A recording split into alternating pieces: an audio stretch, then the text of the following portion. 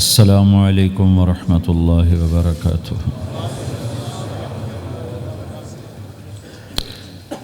الحمد للہ الذی لا يسأل عما يفعل وهم يسألون۔ الحمد للہ الذی رفع السماء بقدرتی ودحى الأرض بمشیته وخلق الخلائق بإرادته۔ الحمد للہ الذی لا نحصی ثناء علیہ وهو كما أثنى على نفسه۔ وأشهد أن لا إله إلا الله وحده لا شريك له، ونشهد أن سيدنا ومولانا محمدا عبده ورسوله صلى الله تعالى عليه وعلى آله وعلى أصحابه وبارك وسلم تسليما كثيرا كثيرا، أما بعد، فأعوذ بالله من الشيطان الرجيم، بسم الله الرحمن الرحيم، فمن زحزح عن النار وأدخل الجنة فقد فاز وما الحياة الدنيا إلا متاع الغرور۔ وقال النبي صلى الله تعالى عليه وسلم، ألا وإن ربي داعي وإنه سائلي هل بلغت، فأقول يا رب قد بلغت فليبلغ الشاهد الغائب، او كما قال صلی اللہ تعالی علیہ وسلم۔ میرے محترم بھائی اور دوستو، اللہ تعالی ہم سے ایک سوال کرتا ہے، افحسبتم انما خلقناکم عبثا، تمہارا کیا خیال ہے ہم نے تمہیں بیکار پیدا کیا ہے، تمہاری زندگی کا کوئی مقصد نہیں ہے؟ پھر اللہ تعالیٰ فرماتا ہے، ایحسب الانسان ان یترک سدی، تمہارا کیا خیال ہے تمہیں کوئی نہیں پوچھے گا، جو مرضی کرتے رہو، جیسے مرضی زندگی گزارو، کوئی پوچھنے والا نہیں ہے؟ نہیں، ایسی بات نہیں ہے۔ بلا ورسلنا لدیہم یکتبون، جو کر رہے ہو اللہ لکھوا رہا ہے۔ ما یلفظ من قول الا لدیہ رقیب عتید، جو زبان سے بولتے ہو وہ فوراً کیچ کیا جا رہا ہے۔ ان علیکم لحافظین، تمہارے اوپر فرشتے مقرر ہیں، کرامن کاتبین، ان کا کام ہے یعلمون ما تفعلون، میں جو کروں، جہاں کروں، جس وقت کروں، وہ اسے لکھتے جائیں۔ دو چپ لگا دی، ایک نیگیٹو ایک پازیٹیو۔ کوئی اچھا کام ہوگا تو ادھر والا لکھے گا، کوئی غلط ہوگا تو ادھر والا لکھے گا۔ اور پھر اللہ تعالیٰ کا اس کائنات پر قبضہ ہے، اور اس ساری کائنات کو اللہ نے اپنی طاقت سے بنایا، یہ جہان خود بخود نہیں بنا۔ ان ربکم اللہ، اس کا بنانے والا اللہ ہے۔ اللہ نے اپنا تعارف کرایا، میں کون ہوں؟ الذی خلق السماوات والارض، میں وہ اللہ ہوں جس نے زمین آسمان بنائے، فی ستۃ ایام، اس میں 6 دن لگائے، ثم استوی علی العرش، پھر عرش پر استوا کیا، یغشی اللیل النہار، میں وہ اللہ ہوں جو رات کو لاتا ہے، دن کو لاتا ہے، تو دن کو آگے چلاتا ہے، رات کو پیچھے لاتا ہے، یطلبہ حثیثا، ان میں یہ دوڑ چلتی رہتی ہے، الشمس والقمر والنجوم مسخرات بامرہ، سورج، چاند، ستارے، ہر شے اس اللہ تعالیٰ کے قبضہ قدرت میں ہے۔ تو ایک بہت بڑا طبقہ جو کہتا ہے کہ یہ سب کچھ خود بخود بن گیا ہے، تو اللہ تعالیٰ اس کو صاف کرتا ہے کہ خود بخود نہیں بنا، بلکہ اسے اللہ تعالیٰ نے بنایا۔ قل اانکم لتکفرون بالذی خلق الارض فی یومین وتجعلون له اندادا ذلک رب العالمین، تم کس اللہ کا انکار کرتے ہو جس نے تمہارے لیے زمین کو 2 دن میں بنایا، اس کا خول، وجعل فیہا رواسی من فوقہا وقدر فیہا اقواتہا فی 4 ایام سواء للسائلین، پھر زمین کے اندر قیامت تک جتنے انسان آنے والے ہیں ان کی ضرورتوں کے خزانے بھر دیے، سٹور کر دیا، ہر چیز کو اللہ نے سٹور کر دیا۔ قیامت قائم ہوگی اور زمین کے خزانوں کا 1000واں حصہ بھی استعمال نہ ہوگا۔ اللہ اتنا نے وافر زمین کے اندر بھرا، اس میں اللہ نے 4 دن لگائے۔ ثم استوى الی السماء، پھر آسمان کی طرف استوا کیا، وہی دخان، آسمان ایک دھواں تھا، فقال لها، آسمانوں سے کہا، وللارض، زمینوں سے کہا، ایتیا، آؤ، طوعا او کرہن، جی چاہے یا نہ چاہے میرے آگے جھکو۔ قالتا، زمین آسمان بولے، اتینا طائعین، یا اللہ ہم مان گئے، ہم مان گئے، ہم مان گئے۔ فقضاہن 7 سماوات، پھر اللہ نے 7 آسمان بنائے، جیسے زمینیں بنائیں ایسے 7 آسمان بنائے، فی یومین، 2 دن اس میں لگائے۔ وَأَوْحَى فِي كُلِّ سَمَاءٍ أَمْرَهَا، ہر آسمان کو الگ الگ حکم دیا اور اپنے حکم کے ساتھ باندھا، پکڑا۔ يُمْسِكُ السَّمَاوَاتِ وَالْأَرْضَ أَن تَزُولَا، زمین آسمان کو اللہ نے روکا ہوا ہے، اللہ نے روکا ہوا ہے، اگر اللہ یوں چھوڑ دے تو ساری کائنات آپس میں ٹکرا جائے، آپس میں ٹکرا جائے ساری کائنات۔ یہ الشمس تجری لمستقر لها ذلك تقدیر العزیز العلیم، سورج کو سورج 6 لاکھ مائل فی گھنٹہ کی رفتار سے دوڑ رہا ہے اور زمین سے 12 لاکھ گنا بڑا ہے، اور اس میں ٹیمپریچر 2.5 کروڑ سینٹی گریڈ تک اس کا ٹیمپریچر چلتا ہے، اور یہ کوئی ٹھوس چیز نہیں، گیسز ہیں، اور ہر سیکنڈ میں اس میں ہیلیم گیس پھٹتی ہے اور وہ ہائیڈروجن میں تبدیل ہوتی ہے۔ 1 سیکنڈ میں جب وہ دھماکہ ہوتا ہے تو 50 کروڑ ایٹم بم کے پھٹنے کے برابر انرجی پیدا ہوتی ہے۔ تو اس کے اندر اتنے دھماکے ہو رہے ہیں، پھر وہ ایک گیسز ہیں، اور پھر اس کے سامنے سڑک کوئی نہیں، اس کا لیور کوئی نہیں، اس کا ڈرائیور کوئی نہیں ہے، اور اس کی رفتار 6 لاکھ مائل فی گھنٹہ ہے۔ اللہ کہتا ہے میں سیدھا چلا رہا ہوں، کوئی اس کو چلا سکتا؟ اتنی تیز رفتار۔ والقمر قدرناہ منازل، چاند کو اس کے ساتھ چلایا، اس کو گھٹایا بڑھایا، حتی عاد کالعرجون القدیم، ایک ٹیڑھی لکڑی کی طرح ہوا۔ للشمس ينبغي لها ان تدرك القمر، سورج چاند میں ٹکر نہیں۔ ولللیل سابق النہار، دن اور رات میں ٹکر نہیں ہے، اس لیے کہ یہ تیرے رب کا بنایا ہوا نظام ہے۔ وما کان ربک نسیا، اور تیرا رب بھول چوک سے پاک ہے۔ وہ جو کرتا ہے حق کرتا ہے، جو کرتا ہے سچ کرتا ہے، جس کو روکتا ہے تو حق ہے، جس کو دیتا ہے تو حق ہے، وہ مارتا ہے تو حق ہے، اور زندگی دیتا ہے تو حق ہے، عروج لاتا ہے تو حق ہے، زوال لاتا ہے تو حق ہے۔ تو اللہ قرآن میں یہ ایک ذہن بناتا ہے کہ تم بیکار نہیں پیدا ہوئے، تمہارے پیچھے ایک طاقتور اللہ ہے جس نے ساری کائنات کو قابو کیا ہوا ہے، اس کے اوپر اس کا نظام چلتا ہے، حکومت چلتی ہے۔ سورج، چاند، ستارے، ہوا، یہ میرا ہاتھ کی یہ حرکت بھی میرے رب کی قسم میرے اللہ سے پوچھ کے ہے۔ میرا اللہ روک دے تو یہ ہاتھ یہیں ہو گئے، ہل نہیں سکے گا۔ کتنے لوگ جو ہاتھ اٹھانا چاہتے ہیں نہیں اٹھا سکتے، آنکھ کھولنا چاہتے ہیں نہیں کھول سکتے، بولنا چاہتے ہیں نہیں بول سکتے، چلنا چاہتے ہیں نہیں چل سکتے۔ جس نے چلایا اسی نے بٹھایا، جس نے بڑھایا اسی نے ہٹایا، جس نے زندگی دی اسی نے موت دی، جس نے موت دی ہے وہی موت کے بعد زندہ کرنے والا ہے۔ یہ اس ساری کائنات پر اللہ تعالیٰ اپنے طاقت کے ساتھ حکمران ہے، اور اللہ تعالیٰ یہ ذہن بناتا ہے کہ اس ساری کائنات میں وہ ہوتا ہے جو اللہ چاہتا ہے، وہ نہیں ہوتا جو تم چاہتے ہو، وہ ہوتا ہے جو اللہ چاہتا ہے۔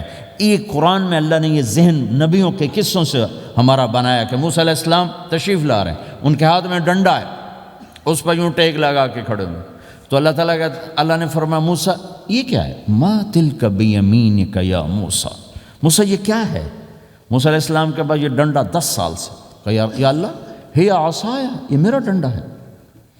اب اللہ تعالیٰ آگے کچھ دکھانا چاہتے ہیں تو موسیٰ علیہ السلام سے لمبی بات کروائی، ہے عصایا، میرا ڈنڈا ہے، اتوکل علیہا، اس پر ٹیک لگاتا ہوں، واحش علی غنمی، اور اپنی بکریوں کے لیے پتے جھاڑتا ہوں، ولی فیہا مآرب اخری، اور بھی ڈھیر سارے کام اس سے لیتا ہوں۔ تو اللہ تعالیٰ کا القہا یا موسیٰ، اس کو ذرا زمین پہ ڈالو، زمین پہ ڈالو۔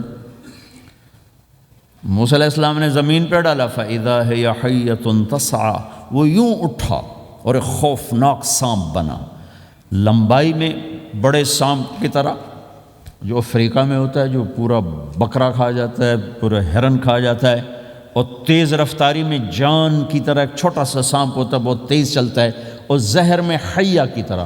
سانپ کی 3 قسموں کو اللہ نے ایک ڈنڈے میں جمع کر، ایک ہوتا ہے کأنہا جان، چھوٹا سانپ جو بہت تیز دوڑتا ہے، فَإِذَا هِيَ حَيَّةٌ زہریلا، فَإِذَا هِيَ ثُعْبَانٌ مُبِينٌ، بہت بڑا، یہاں سے لے کر وہاں تک۔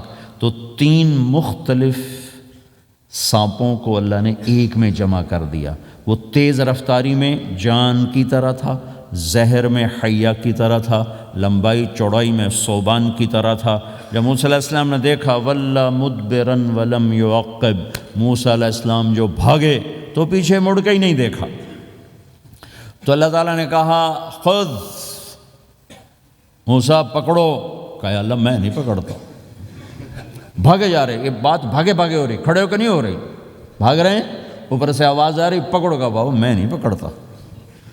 اب اللہ تعالیٰ ہمیں قصہ موسیٰ علیہ السلام کا قصہ قرآن کے 28 پاروں میں موجود، اتنا اس کو اللہ نے دہرایا، اتنا دہرایا۔ سب سے زیادہ موسیٰ علیہ السلام کا نام قرآن میں آیا ہے، نبیوں میں سے 136 دفعہ موسیٰ علیہ السلام کا اللہ تعالیٰ نے قرآن میں ذکر فرمایا، نام کے ساتھ، نام کے ساتھ۔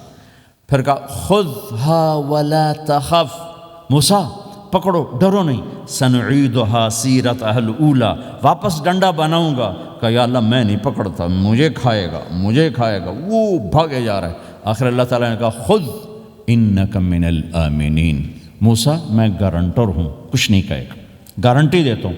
اللہ کی گارنٹی پر کھڑے ہوئے، وہ ایسا منہ کھول کے آ رہا ہے۔ تو اب چلو اللہ تعالیٰ کہتے ہیں پیچھے سے پکڑ لو، دم سے پکڑ لو تو کوئی مسئلہ نہیں تھا، کہ نہیں منہ سے پکڑو۔ اب موسیٰ علیہ السلام نے ایسے اوپر ایک چھوٹا سا کپڑا تھا یوں اوپر کر لیا، تو اللہ تعالیٰ نے کہا یہ کیا کر رہے ہو؟ کہا جی مجھے اس سے ڈر لگ رہا۔ کہ تیرا ڈر ہی تو نکالنا ہے، کہ یہ کچھ نہیں، سب کچھ تیرے اللہ کا ارادہ ہے، یہ کچھ نہیں، ورنہ یہ کپڑا تمہیں بچا لے گا، تمہیں ویسے ہی سارا نکل جائے گا۔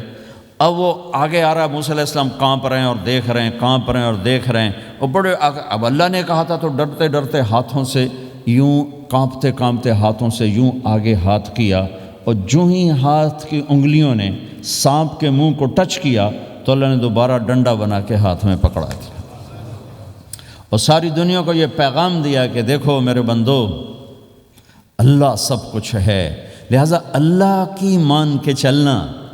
سامنے شیطان آئے گا، سامنے شیطان آئے گا، تمہیں الٹی راہیں دکھائے گا، تو تم اپنے اللہ کو یاد کرنا جس کے ہاتھ میں سارے خزانے ہیں اور طاقت ہے۔ ایک سیکنڈ میں اسے سانپ بنایا، اگلے سیکنڈ میں اسے ڈنڈا بنایا، اور پھر موسیٰ علیہ السلام کے ہاتھ میں پکڑایا، نیا نہیں، وہی جو ان کے پاس تھا وہی ان کو واپس کر کے پوری دنیا کے انسانوں کو اور اس امت کو خاص طور پر اللہ تعالیٰ نے یہ سوچ دی کہ اس کائنات میں ایک طاقت ہے اللہ جو سب کچھ کر سکتا ہے، اور اس کے چاہے کو کوئی روک نہیں سکتا اور اس کے روکے کو کوئی کروا نہیں سکتا، وہ اللہ ہے۔ یہ قرآن کے واقعات ہیں۔ حضرت مریم عیسیٰ علیہ السلام کی والدہ کسی غیر مرد کو دیکھا نہیں، اتنا پردے میں ہیں۔ ایک دم ایک نوجوان خوبصورت کمرے میں داخل ہوتا، فتمثل لها بشرا سویا، خوبصورت۔ تو مریم انی اعوذ بالرحمن منک ان کنت تقیا، اللہ کی پناہ چاہتی ہوں، کون ہو؟ کہ ڈرو نہیں، انما انا رسول ربک، میں مرد نہیں، فرشتہ ہوں، انسان نہیں، تیری کوئی حاجت نہیں، میرے پاس کیا کرنے ہو؟ لأہب لکی غلاما زکیا، اللہ کا ارادہ ہو چکا ہے تمہیں بیٹا دیا جائے۔ کہنا یکون لی غلام، مجھے کیسے بیٹا ہو سکتا ہے؟ لم یمسسنی بشر، میری شادی کوئی نہیں، ولم اکو بغیہ، اور میں غلط عورت نہیں ہے کہ میں گناہ کروں اور اس سے حمل ہوش۔ بیٹا ہونے کے دو راستے ہیں، ایک حلال ہے ایک حرام ہے۔ حلال نکاح ہے، حرام زنا ہے، تو زنا میں کر نہیں سکتی، شادی میری ہوئی نہیں، تو مجھے کیسے بیٹا ہوگا؟ قال کذلک، قال ابھی ہو جائے گا۔ قال ربک هو علی ہین، کا تیرے رب کے لیے مسئلہ ہی نہیں۔ وَلِنَجْعَلَهُ آیَةً لِلنَّاسِ، وہ ایک نشانی ہوگا، وَرَحْمَةً مِنَّا، ایک اللہ کی رحمت ہوگا، وَكَانَ أَمْرًا مَقْضِيًّا، مریم تیرے دنیا میں آنے سے پہلے ہی اللہ فیصلہ کر چکا تھا کہ تجھے بغیر شادی کے ہی بیٹا دینا ہے۔ اب وہ آگے بڑھے وہ پیچھے ہٹیں، وہ آگے بڑھے وہ پیچھے ہٹیں، پیچھے آ گئی دیوار، اب دیوار کے آگے تو کوئی جا نہیں سکتے، تو یوں لگ کے کھڑی ہوگی۔ تو جبریل آئے، انسانی شکل، یہاں سے پکڑا، ہاتھ کو نہیں ٹچ کیا، یہاں سے پکڑا کرتے کو، اور دور سے کھڑے ہو کر پھونک ماری، ادھر پھونک پڑی، ادھر 9 مہینے کا حمل تیار ہو، ایک سیکنڈ میں۔ ایسا نہیں کہ حمل ٹھہرا پھر 9 مہینے اٹھایا، ایسا نہیں ہوا۔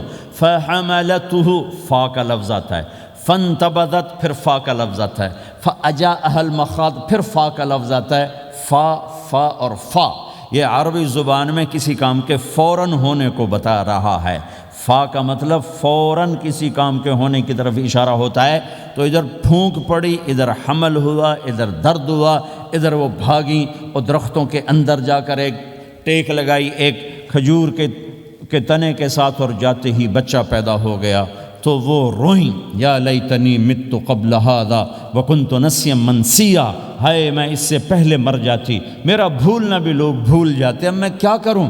تو جبریل پھر آ گئے، فناداھا من تحتھا، ذرا پردے میں، اب سامنے نہیں آیا، ذرا پردے میں آئے، کیا بچہ پیدا ہو چکا ہے، کوئی بے پردگی نہ ہو۔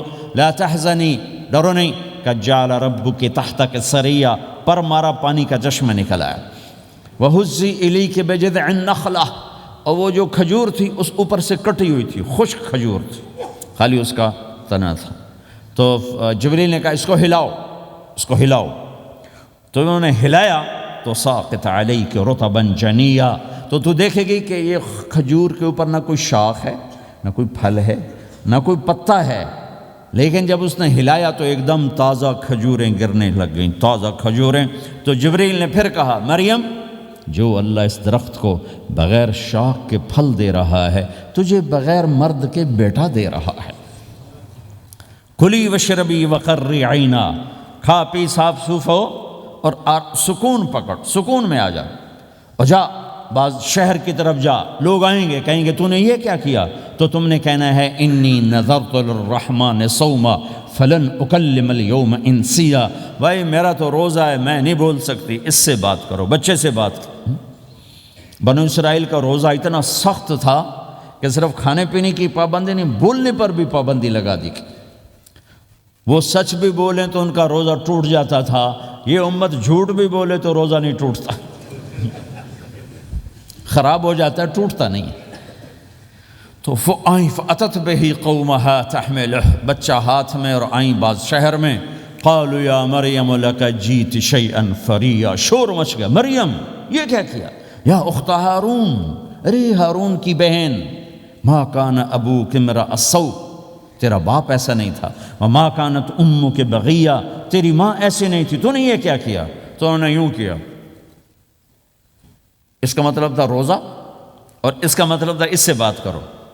فاشارت الیہ قالوا کیف نکلم من کان فی المہد صبیا، کہنے لگے مریم تو اتنی بے وقوف ہے کہ تجھے اپنے گناہ چھپانے کا طریقہ بھی نہیں آیا، تو کہتی میرا نکاح ہو گیا ہے، تو کہتی زکریا علیہ السلام نے چپکے سے میری شادی کر دی ہے، تو اپنا گناہ چھپانے کے لیے کہتی بچے سے بات کرو۔ کبھی بچہ بھی بولا، اب شور مچا ہوا ہے کہ ایک دم یہ آدھے پونے گھنٹے کا بچہ، اس کی آواز بلند ہوئی اور اس لاؤڈ سپیکر سے اوپر چلی گئی، پورے شہر گونج اٹھا، قال انی عبد اللہ، لوگو سنو میں اللہ کا بندہ ہوں، آتانی الکتاب، مجھے اللہ نے کتاب دی، وجعلنی نبیا، مجھے اللہ نے نبی بنایا، وجعلنی مبارکا، مجھے اللہ نے برکت والا بنایا، اینما کنت، میں جہاں بھی ہوں گا، واوصانی بالصلاۃ والزکاۃ ما دمت حیا، اور میرے رب نے مجھے کہا نماز پڑھنی ہے، زکوٰۃ دینی ہے، وبرم بوالدتی، اور میرے رب نے مجھے کہا ہے کہ میں اپنی ماں کی خدمت کروں، فرما بردار بنوں،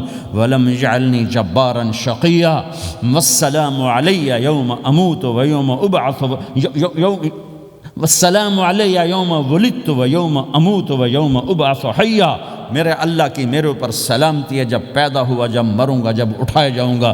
ذالک عیسی ابن مریم قول الحق الذی فیہ یمترون، یہ ہے مریم کا بیٹا عیسیٰ علیہ السلام، یہ اللہ کا بیٹا نہیں ہے، یہ مریم کا بیٹا ہے۔ اللہ تعالیٰ نے پورے قرآن میں کسی عورت کا نام نہیں لیا، عورت کو ایسا پردے کی چیز اللہ تعالیٰ نے بنایا ہے کہ اتنی عورتوں کا ذکر قرآن میں کیا، کسی کا نام نہیں ذکر کیا سوائے حضرت مریم کے نام، باقی سب کو امرات العزیز، امرات فرعون، امرات نوح، امرات کے ساتھ گورنر کی بیوی، فرعون کی بیوی، نوح کی بیوی، لوط کی بیوی، اللہ نام بھی لے سکتا تھا، مصر کے گورنر کی بیوی تو لفظ زلیخا بھی کہہ دیتا، زلیخا نہیں کہا، فرعون کی بیوی اللہ آسیہ کہہ دیتا، آسیہ نہیں کہا، صرف ایک عورت کا نام آیا ہے، وہ ہیں حضرت مریم علیہ السلام۔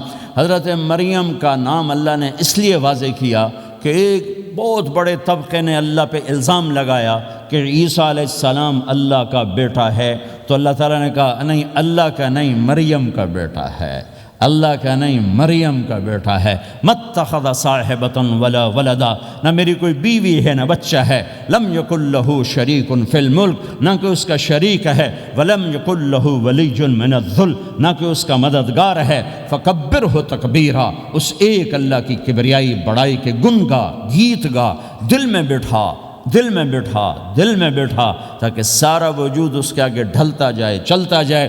یہ واقعات یہ ذہن بناتے ہیں کہ اس کائنات میں وہ ہوتا ہے جو اللہ چاہتا ہے، وہ ہوگا جو اللہ چاہے گا، وہ ہوا جو اللہ نے چاہا۔ ساری دنیا کے انسان جو چاہتے ہیں اللہ کے بغیر نہیں کر سکتے، اللہ جو چاہتا ہے ہم سب کے بغیر کر دیتا ہے۔ یہ ذہن بنا کر پھر اللہ اس بات پہ لاتا ہے جب سب کچھ تیرے اللہ کے ہاتھ میں ہے تو اللہ کی مان کے چل کہ یہ تیرے پاس تھوڑی سی زندگی ہے، جیسے اللہ نے اس کائنات کو بنایا ہے ایسے ہی اس کائنات کو توڑنے والا ہے۔ ایک دن آئے گا، ازفت الازفہ، وہ قریب آ چکا ہے۔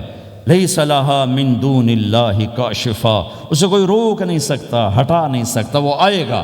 لا تأتیکم الا بغتہ، وہ اچانک آئے گا۔ وہ کیسے آئے گا؟ فَإِذَا نُفِخَ فِي الصُّورِ نَفْخَةٌ وَاحِدَةٌ، ایک آواز آئے گی بڑی خوفناک۔ ہے کیا عجب دن ہوگا، شب جمعہ آئے گی، جمعہ کی رات آئے گی، کسی کو نہیں خبر کہ آج کائنات کی آخری رات۔ پرندے واپس گئے ہوں گے اپنے درختوں پر، گھونسلوں پر، شیر اپنے ٹھکانوں پر، چیتے اپنے ٹھکانوں پر، بھیڑیے اپنے ٹھکانوں پر، بکریاں، اونٹ، گائے، بھینس اپنے اپنی جگہ پر۔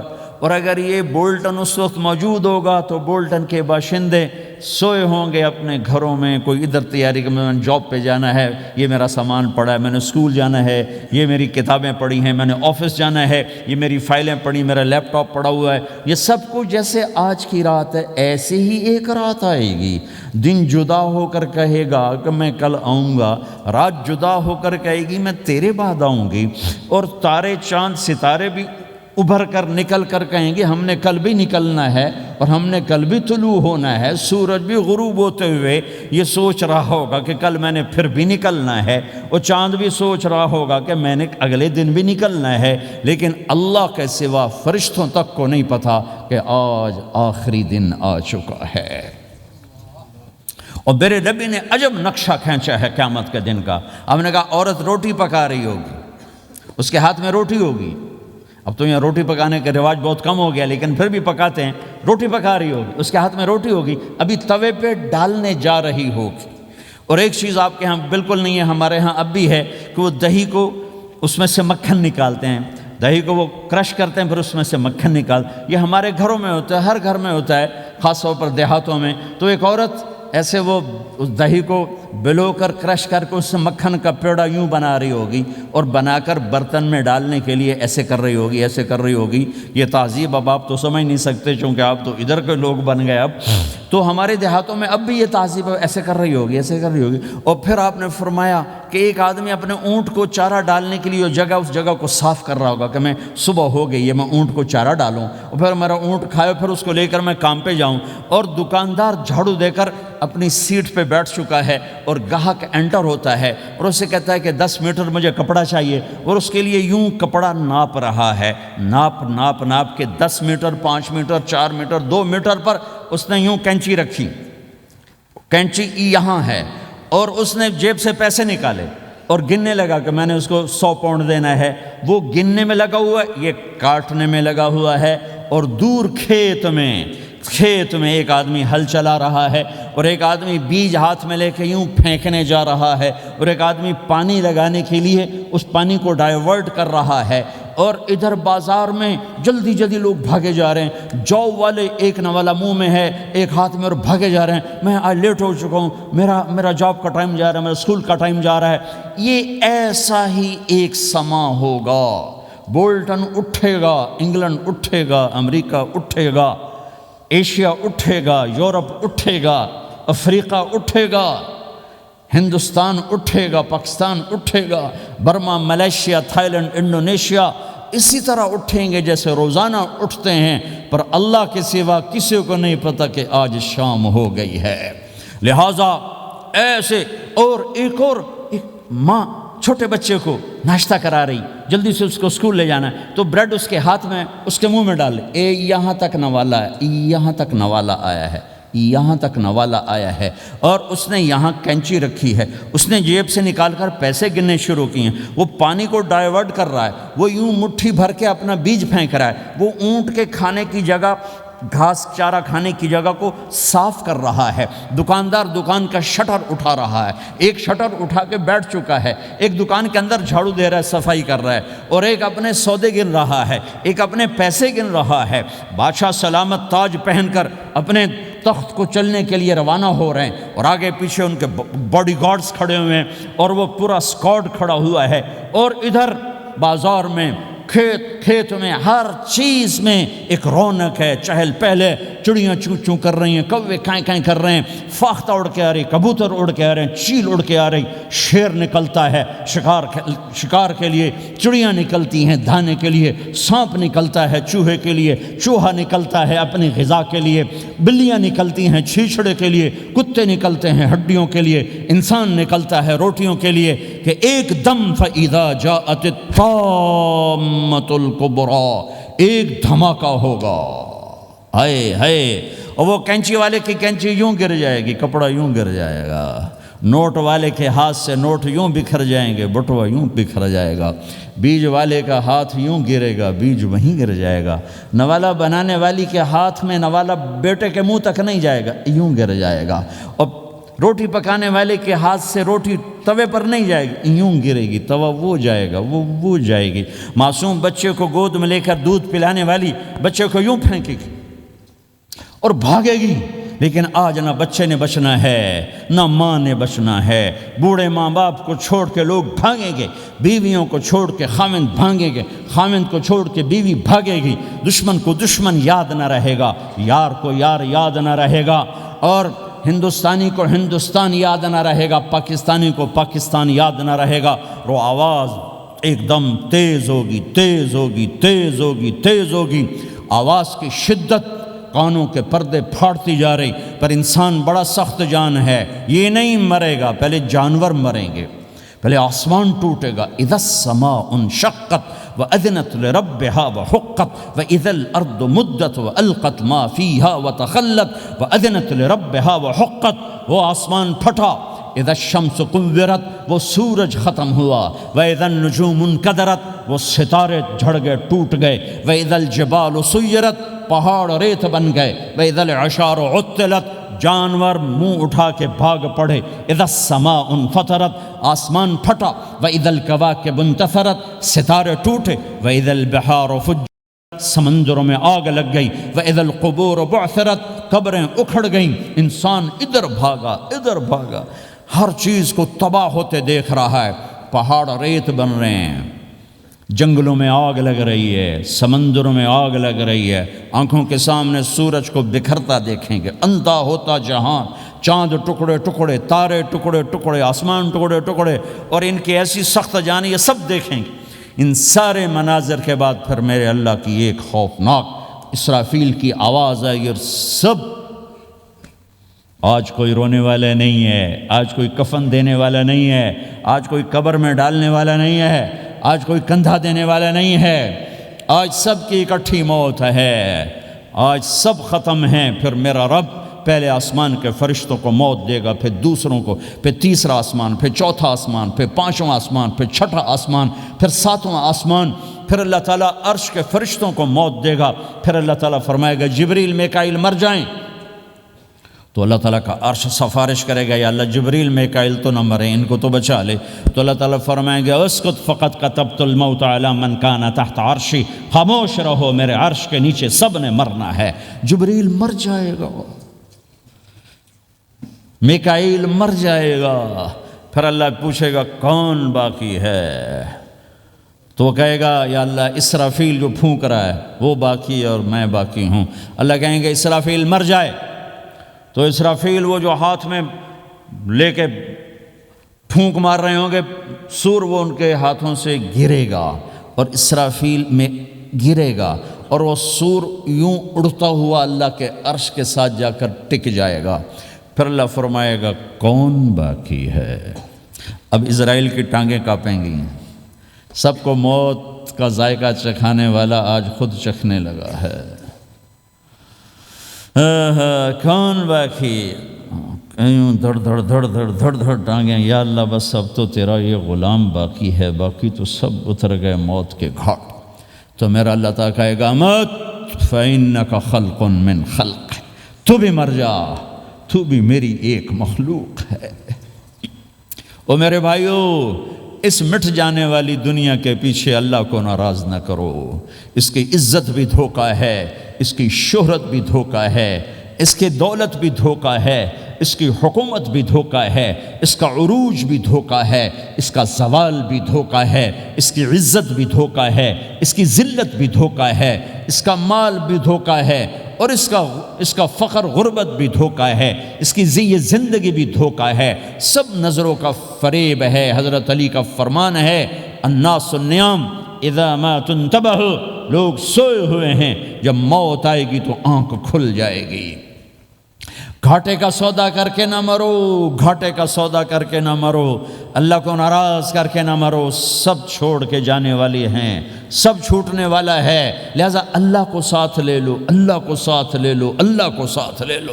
سب کو مارنے کے بعد میرا اللہ کہے گا من کان لی شریکن فلیات، کوئی ہے میرے سامنے تو آؤ، من کان لی شریکن فلیات، کوئی ہے میرے مقابلے میں تو آؤ، من کان لی شریکن فلیات، کوئی ہے میری ٹکر کا تو آؤ۔ تین دفعہ پھر اللہ زمین آسمان کو ایک جھٹکا دے گا، پھر کہے گا انا الملک، میں بادشاہ ہوں۔ پھر دوسرا جھٹکا دے گا، پھر کہا انا القدوس السلام المومن، میں ہوں قدوس السلام مومن۔ پھر تیسرا جھٹکا دے گا، پھر کہے گا انا المہیمن العزیز الجبار المتکبر، میں ہوں متکبر، جبار، عزیز، مہیمن۔ پھر اللہ تعالیٰ کہے گا این الملوک، بادشاہ کہاں ہے؟ این الملوک، بادشاہ کہاں ہے؟ این المتکبرون، وہ تکبر کرنے والے کہاں ہیں؟ این الجبارون، ظالم کہاں ہیں؟ این المتکبرون، تکبر والے کہاں ہیں؟ کوئی ہو تو جواب دے۔ پھر اللہ تعالیٰ کہے گا لمن الملک اليوم، آج کون ہے بادشاہ، آج کس کی ہے بادشاہی؟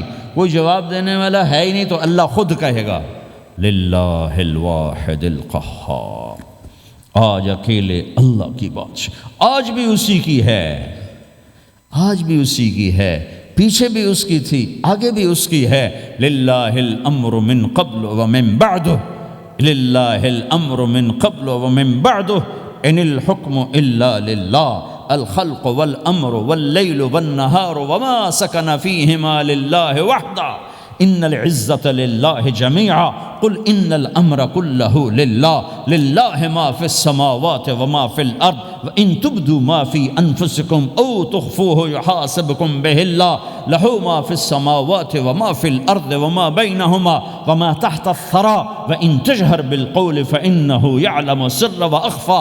وہ کون ہے؟ اللہ۔ وہ کیسا ہے؟ لا الہ الا ہو۔ صفات کیسی ہیں؟ لہ الاسماء الحسنى۔ یہ میرے رب کا پیغام ہے پوری دنیا کے انسانوں کے لیے کہ یہ دنیا امتحان کی جگہ ہے، نہ اپنی مرضی سے آئے ہو، نہ اپنی مرضی سے مرتے ہو، نہ اپنی مرضی سے جیتے ہو، نہ اپنی مرضی سے جاتے ہو۔ لہٰذا اس 4 دن کی زندگی میں تمہیں ٹیسٹ میں ڈالا گیا ہے۔ اللہ کو راضی کرتے ہو، شیطان کو راضی کرتے ہو، اللہ کو مناتے ہو، شیطان کے پیچھے چلتے ہو، اللہ کو مناتے ہو، اپنی طبیعت اور اپنی طبیعت کے غلام بنتے ہو۔ یہ میرا اور آپ کا امتحان ہے۔ لا الہ الا اللہ میں ایگریمنٹ ہے، یا اللہ تیری مان کے چلیں گے، لا الہ الا اللہ ایگریمنٹ ہے، یا اللہ تیری مان کے چلیں گے۔ کیسے تیری مان کے چلیں گے؟ اگلا حصہ ہے محمد الرسول اللہ، تیرے حبیب کے طریقے پر چلیں گے۔ اللہ کو راضی کرنے کا ایک ہی راستہ ہے، عرب کے لیے، عجم کے لیے، کالے کے لیے، گورے کے لیے، سید کے لیے، قریشی کے لیے، ہاشمی کے لیے، پٹھان کے لیے، راجپوت کے لیے، گجراتی کے لیے، ملائی کے لیے، تھائی کے لیے، انڈین کے لیے، سب کے لیے ایک راستہ ہے، ایک راستہ ہے، ایک راستہ ہے، وہ ہے محمد الرسول اللہ۔ جب آپ معراج پہ گئے تو آپ نے کہا یا اللہ، آپ نے ابراہیم کو خلیل بنایا اور موسیٰ کو کلیم بنایا اور داود کو لوہا نرم کر کے دیا، سلیمان کو ہوا تابع کر کے دی، اور عیسیٰ علیہ السلام کے لیے مردے زندہ کیے، میرے لیے کیا ہے؟ تو اللہ تعالیٰ نے فرمایا اولیس قد آتیتک افضل من ذلک کلہ، میرے محبوب میں نے آپ کو وہ دیا ہے جو کسی کو نہیں دیا۔ وہ کیا دیا ہے کہ اللہ ذکرت الا ذکرت معی، قیامت تک تیرا میرا نام اکٹھا رہے گا، الگ نہیں ہو سکتا، ایسے رہے گا۔ لا الہ الا اللہ محمد رسول اللہ، لا الہ الا اللہ میں 12 حرف ہیں، 12، محمد رسول اللہ میں 12 حرف ہیں۔ لا الہ الا اللہ 12 حرفوں سے بنا ہے، لام اور الف، یہ اس کو گنو تو 12 بنتے ہیں، پھر میم اور ہا اور میم اور دال کو آگے تک گنو تو 12 بنتے ہیں، ادھر بھی 12 ادھر بھی 12۔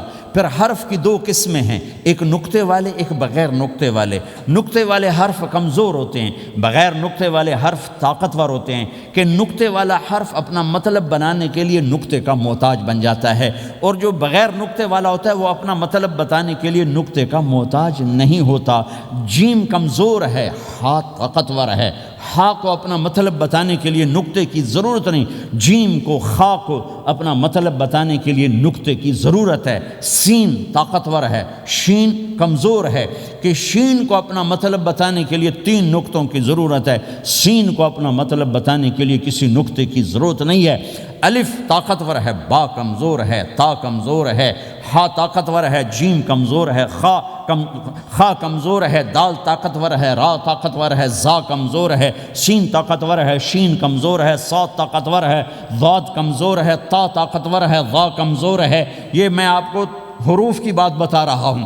جب میرے اللہ نے اپنا کلمہ بنایا، پہلے اپنا نام منتخب کیا اللہ، تو اس میں کوئی حرف نقطے والا نہیں آیا، ٹھیک ہے؟ اللہ کوئی نقطے والا حرف ہے؟ پھر اللہ نے اپنے نبی کا نام بنایا محمد، کوئی نقطے والا حرف ہے؟ پھر نام بنایا احمد، کوئی نقطے والا حرف ہے؟ پھر جب کلمہ بنایا تو کلمہ ان حرفوں سے بنایا جس میں کوئی نقطے والا حرف نہیں ہے، لا الہ الا اللہ محمد الرسول اللہ۔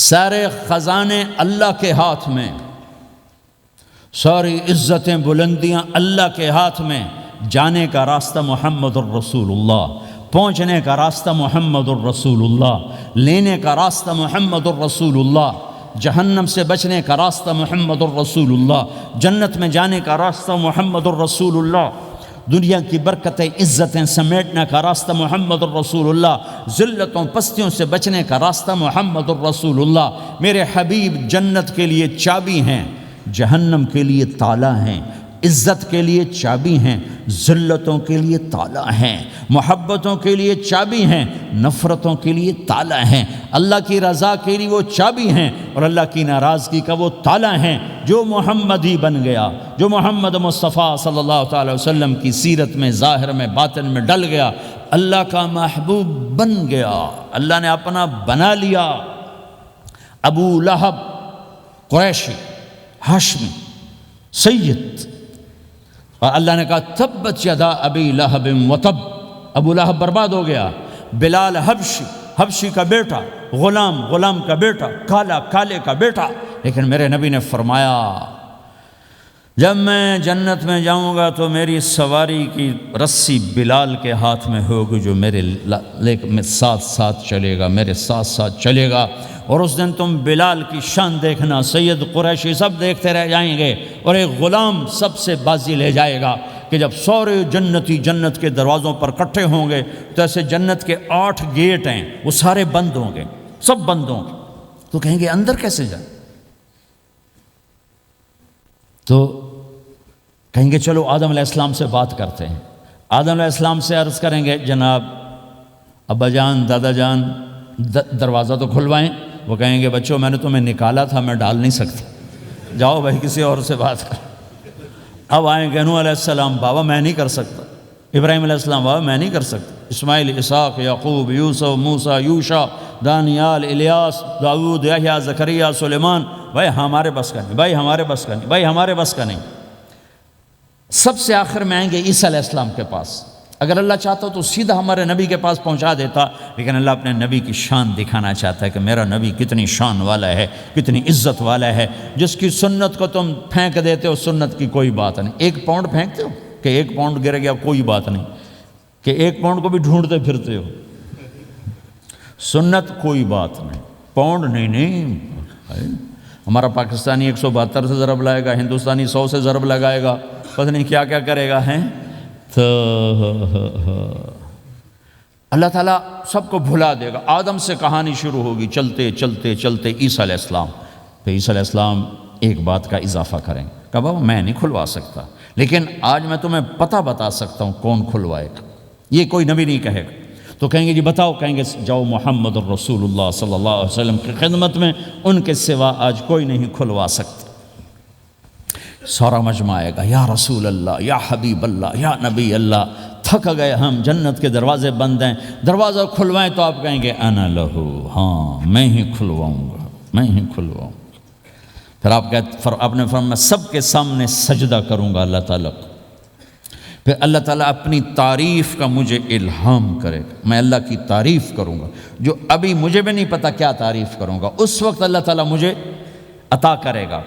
پھر میرا اللہ کہے گا یا حبیبی یا محمد ارفع رأسک سل تعطا اشفع تشفع، اے میرے حبیب، اے میرے محبوب، سر اٹھا، سوال کر، پورا ہوگا، سفارش کر، مانی جائے گی. تو ہمارے نبی کہیں گے اللہ جنت کا دروازہ کھول. تو اللہ تعالیٰ فرمائیں گے اوپننگ سیریمنی تجھ سے ہوگی، تو اوپننگ کرے گا پھر کھلے گا، ایسے نہیں کھل سکتا. تو کہ میں تیار ہوں. تو جنت سے ایک سواری آئے گی اڑتے ہوئے، اور ہیلی کاپٹر کی طرح لینڈ کرے گی اللہ کے نبی کے سامنے. تو آپ اس کے اوپر ایسے بیٹھ جائیں گے. تو اس کی جو رسی ہوتی ہے جس سے اس کو چلایا جاتا ہے، وہ رسی ایسے نیچے گر جائے گی. رسی کے نیچے گرنے کا مطلب ہے کہ اس سواری کو اللہ کے نبی نے خود نہیں چلانا، کوئی اور آئے گا جو رسی پکڑ کے چلے گا. اب اللہ کے نبی کی سواری کی رسی پکڑ کے چلنا یہ کوئی چھوٹا آنر تو ہے نہیں، لہٰذا سب یوں دیکھیں گے بھئی، چونکہ وہ خالی اس سے سب کو پتہ چل جائے گا کہ کوئی آئے گا، ورنہ اللہ کے نبی کے ہاتھ میں رہتی ایسے گئی.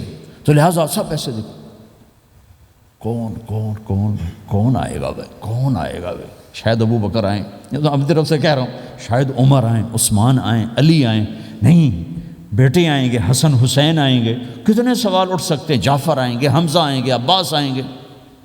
سب اس حیرانی میں ہوں گے، اور سب کی نظریں ایسے ایسے ہوں گی کہ میرے اللہ کا فرمان ہوگا بلال حبشی کو لایا جائے، یہ رسی اس کو پکڑائی جائے. بلال رضی اللہ تعالیٰ عنہ اللہ کے نبی کی سواری کی رسی پکڑ کر چلیں گے، اور آپ نے فرمایا میں سب سے پہلے جنت کے دروازے پر دستک دوں گا، فَأُقَعْقِعَهَا فَيُفْتَحُ لِي، میرے لیے دروازے پر دستک دوں گا تو اندر سے آواز آئے گی، کون؟ میں کہوں گا محمد الرسول اللہ. وہ کہیں گے یا رسول اللہ حکم تھا آپ کے بغیر دروازہ نہ کھلے، میں کھولوں گا، میرے لیے کھلے گا، میں اندر جاؤں گا. تو آپ نے فرمایا میرے ساتھ میری امت کے غریب لوگ پہلے میرے ساتھ جنت میں داخل ہوں، میری امت کے غریب لوگ پہلے میرے ساتھ جنت میں داخل ہوں. پھر آپ نے ایک عجیب بات فرمائی کہ میں دیکھوں گا کچھ عورتیں مجھ سے آگے نکل جائیں گی، کچھ عورتیں مجھ سے آگے نکل جائیں گی. تو میں ان کو حیران ہو کر پوچھوں گا تم کون ہو جو اپنے نبی سے آگے جا رہی ہو؟ وہ کہیں گے یا رسول اللہ ہم وہ ہیں جو جوانی میں بیوہ ہو گئیں اور اپنے بچوں کی خاطر دوسری شادی نہ کی، ان کی تربیت کے لیے دوسری شادی نہ کی، اور اپنے جذبات کو سینے میں دبا کے سو گئیں. ہم وہ ہیں. تو اللہ کے نبی نے فرمایا وہ مجھ سے بھی آگے گزر کے جائیں گی. ہمارے معاشرے میں کوئی بچی بیوہ ہو جائے، طلاق ہو جائے تو وہ ایک بوجھ بن جاتی، تو میرے نبی نے فرمایا تمہیں وہ صدقہ بتاؤں جس سے بڑھ کر کوئی صدقہ ہی نہیں ہے. آپ نے فرمایا کہ میں تمہیں وہ صدقہ بتاؤں جس سے بڑھ کے کوئی صدقہ نہیں ہے. تو انہوں نے کہا جی وہ کیا؟ کہا الابنۃ المردودہ، جس کی بیٹی کو طلاق ہو گئی یا جوانی میں بیوہ ہو گئی اور لوٹ کے ماں باپ کے پاس آ گئی، اس پہ خرچ کرنا سب سے بڑا صدقہ ہے۔ چونکہ ماں باپ بھی تنگ پڑ جاتے ہیں اور بھائی تو پہلے ہی کہتے ہیں کہاں مصیبت سر پہ آ پڑی ہے، تو میرے نبی نے اس کو کور کرنے کے لیے، کیونکہ زندگی تو حادثات کا نام ہے، ہوتے رہتے ہیں، تو میرے نبی نے فرمایا سب سے اعلیٰ درجے کا صدقہ ہے اس بچی پہ خرچ کرنا جو طلاق ہو کے گھر واپس آ جائے یا بیوہ ہو کے گھر واپس آ جائے، اس پہ خرچ کرنا سب سے اعلیٰ درجے کا خرچ ہے۔ تو ان کی یہ قربانی کہ وہ اللہ کے نبی نے فرمایا مجھ سے بھی آگے آگے جا رہی ہوں۔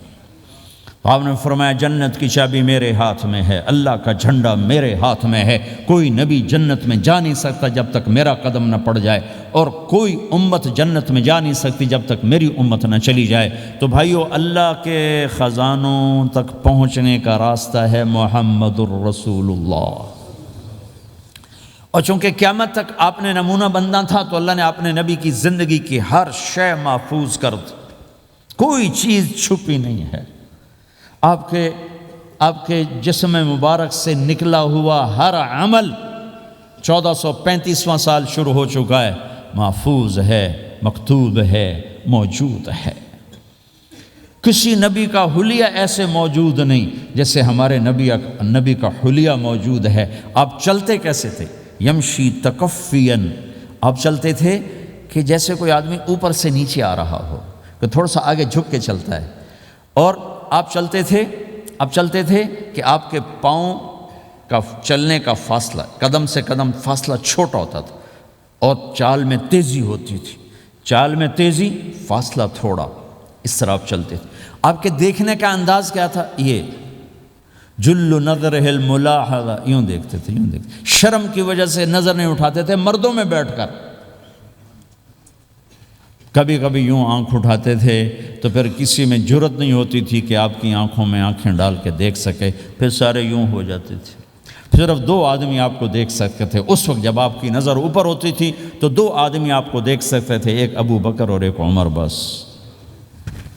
آپ مسجد میں داخل ہوئے، آپ کے ادھر ابو بکر تھے، ادھر عمر تھے، سامنے مجمع تھا، آپ نے یوں ابو بکر کو پکڑا، یوں عمر کو پکڑا، یوں ان کے دونوں کے ہاتھ پکڑ کا، مجھے دیکھ رہے ہو؟ ہَکَذَا نُحْشَرُ یوم القیامہ، قیامت کے دن ہم تینوں یوں اٹھائے جائیں گے کہ میرے دائیں طرف ابو بکر ہوگا اور میرے بائیں طرف عمر ہوگا، اور ہم تینوں یوں اپنی قبروں سے نکلیں گے۔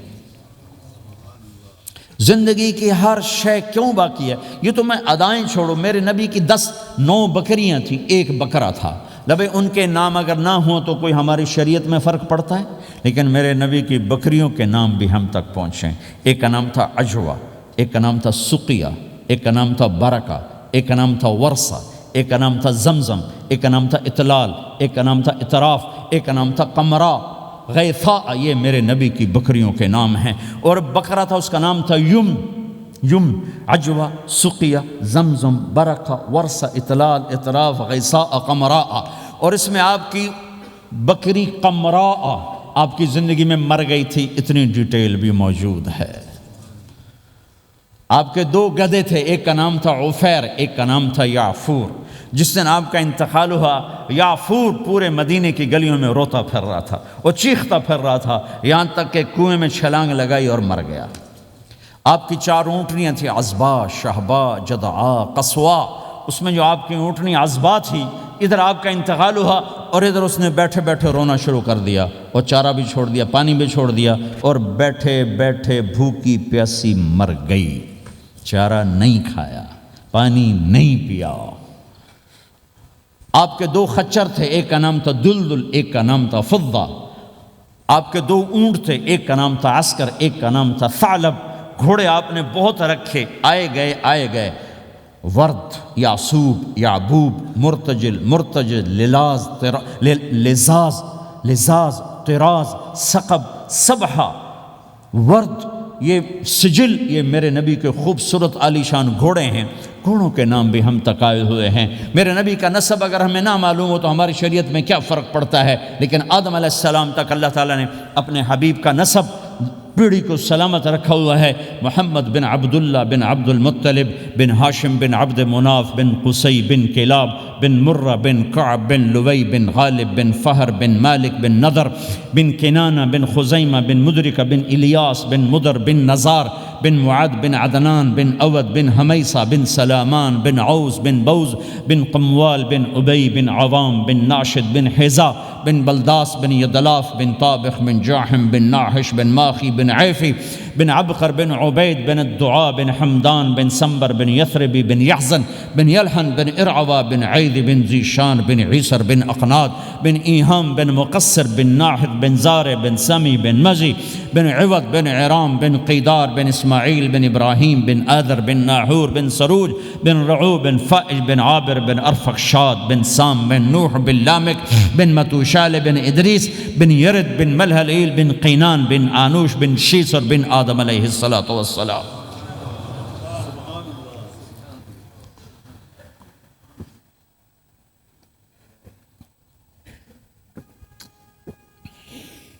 اللہ کا اعلان ہے جہاں رہو اللہ کے نبی کے طریقوں کو پکڑ کے رہو۔ اللہ تعالیٰ تک پہنچنے کا بس ایک ہی راستہ ہے، ایک ہی راستہ ہے، ایک ہی راستہ ہے، وہ ہے جناب رسول اللہ صلی اللہ تعالی علیہ وسلم کی مبارک زندگی۔ نقل مار لو، نقل مارنے سے پاس ہو نہیں جاتے لوگ۔ ہمارے انڈیا پاکستان میں خوب نقل چلتی ہے، وہ نقل لگاتے ہیں پاس ہو جاتے ہیں۔ میں بھی ذمہ داروں کی اولاد، پڑھنے کا شوق ہی نہیں تھا، ہمیشہ نقل مار کے ہی پاس ہوئے، کیونکہ پڑھنے کا شوق ہی نہیں تھا۔ ماں باپ نے ڈنڈا چڑھا دیا کہ ڈاکٹر بنانا ہے، ڈاکٹر بنانا ہے، ڈاکٹر بنانا ہے۔ مجھے کبھی زندگی بھر شوق نہیں ہوا کہ میں نے ڈاکٹر بننا ہے۔ بھائیو، اپنے نبی کی نقل اتار لو، اللہ پاس کر دے گا۔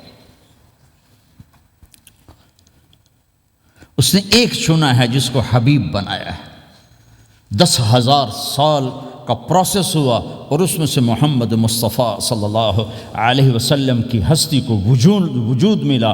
آپ کو آنے میں اتنا زمانہ چاہیے تھا کہ اعلیٰ سے اعلیٰ چیز کے بننے میں دیر لگتی ہے، تو کائنات 10,000 سال گھومی اور تب جا کر میرے حبیب مصطفیٰ صلی اللہ تعالی علیہ وسلم کو اللہ تعالیٰ نے وجود بخشا۔ سب سے عالی نسب، سب سے عالی خاندان، سب سے عالی صفات۔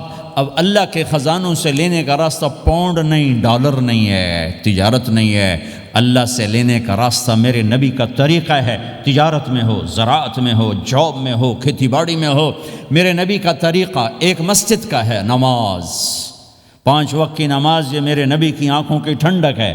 5 وقت کی نماز اس امت کی شان پہچان ہے، اور اللہ تعالیٰ نے پہلی امتوں پر اتنی بڑی مشقت ڈالی کہ ان کی نماز مسجد کے علاوہ کہیں نہیں ہوتی تھی، مسجد میں ہی ہوتی تھی۔ ہمارے لیے کتنی آسانی کر دی، جاب میں ہے، مصلی بچھا، نماز پڑھ۔ چلو مصلی بھی کوئی نہیں، زمین دیکھ، اس پر کوئی گندگی تو کوئی نہیں ہے، بس زمین بھی تیرے لیے پاک ہے، چل نماز پڑھ۔ اور آسانی کر دی، پانی کوئی نہیں ہے، کوئی بات نہیں، مٹی میں ہاتھ مار، منہ پہ مل، پھر ایک ہاتھ مار، یوں کر، چل نماز پڑھ، میں تیری قبول کروں گا۔ یہ کسی امت کے ساتھ یہ نہیں ہوا، انہیں وضو ہی کرنا تھا چاہے پانی 50 میل پر موجود ہو، اور ہمارے لیے پانی کوئی نہیں ہے، چلو تیمم، مٹی میں ہاتھ ہمارا یوں کیا، پھر ہاتھ ہمارا ایک یوں کیا، ایک یوں کیا، چل بھائی اللہ اکبر، قبول۔ عمار بن یاسر رضی اللہ تعالیٰ عنہ سفر میں تھے، ان کو نہانے کی ضرورت ہو گئی، نائٹ فال ہو گیا، تو انہوں نے سوچا کہ ویسے تو آدمی کو وضو کی ضرورت ہوتی ہے تو خالی منہ پہ ہاتھ مارا اور یوں کونیوں تک، لیکن مجھے تو غسل کی ضرورت ہے، تو خالی اس سے تو کافی نہیں ہوگا۔ تو انہوں نے کپڑے اتارے، اکیلے تھے، ریت کے اوپر کبھی یوں لیٹے، کبھی یوں لیٹے، کبھی یوں لیٹے، 3-4 دفعہ یوں اور یوں رول ہوتے ہوتے پھر انہوں نے نماز پڑھی۔ آئے اللہ کے نبی کی بارگاہ میں، یا رسول اللہ مجھے رات کو نہانے کی ضرورت پڑ گئی، تو میں نے کہا وضو کے لیے تو خالی یہ 2 دفعہ کرنا کافی ہے، تو یہ تو نہانا تھا، تو میں تو ریت میں خوب رول ہوتا رہا۔ میرے نبی نے انما یکفیک ضربتان، ارے سیدھے بندے عمار، اس کے لیے بھی اتنا ہی کافی تھا کہ تو یوں کرتا اور یوں کرتا اور تو پاک ہو جاتا۔ اللہ نے اس نبی کے طفیل، اس محبوب مصطفیٰ صلی اللہ علیہ وسلم کے طفیل اللہ نے کیا کیا سہولتیں اور آسانیاں ہمیں عطا فرمائیں۔ پھر نماز 4 کی 2 رکعت کر دی کہ بھئی تم مسافر ہو 2 پڑھو، روزے میں سفر میں روزہ معاف کر دیا، بعد میں رکھ لینا، بعد میں رکھ لینا، قضا کرنے کا حکم، بالکل چھوڑنے کا نہیں۔ اور کہا کہ بھائی مریض ہو چھوڑ دو، مسافر ہو چھوڑ دو، اور نماز 2 رکعت کر دو، سنتیں چھوڑ دو۔ ابن عمر رضی اللہ تعالیٰ عنہ بیٹھے تھے تو انہوں نے 2 رکعت پڑھ کے بیٹھ گئے، تو ان کے خادم نے کہا سنتیں نفل نہیں پڑھو گے؟ کہا اگر پڑھنا تو 4 فرض پڑھتا میں، میرے اللہ نے معافی دی تھی تو میں کیوں پڑھوں؟ میرے نبی نے سفر میں سنتیں نہیں پڑھی کبھی، اپنی امت کو سہولت دینے فجر کی سنتیں 2 پڑھتے تھے، اس کے علاوہ سنتیں نہیں پڑھیں تاکہ میری امت کو سہولت ہو، آسانی ہو۔ ایک دفعہ بارش ہو رہی تھی اور کوئی جگہ نہیں تھی نماز پڑھنے کے لیے، تو آپ نے اپنی اونٹنی کو آگے کیا اور اس پر بیٹھ گئے، بیٹھے ہی تھے، پیچھے صحابہ نے اونٹنیوں پر ہی صفیں بنائیں، اور یہ نماز اونٹنی پہ بیٹھ کر ادا کی گئی بارش کے اندر۔ نماز اونٹنی کے اوپر نماز بھی ہو گئی، رکوع بھی ہو گیا، سجدہ بھی ہو گیا، سلام بھی ہو گیا۔ پہلی امتوں کے لیے نہیں تھا، سجدہ ہی کرنا پڑے گا۔ یہ اللہ کے محبوب مصطفیٰ صلی اللہ تعالی علیہ وسلم کی طفیل، میرے اللہ نے ہم پہ فضل و احسان کیا، تو میرے نبی کی زندگی میں عبادات میں نماز سب سے اعلیٰ نظر آتی ہے، سب سے نمایاں نظر آتی ہے۔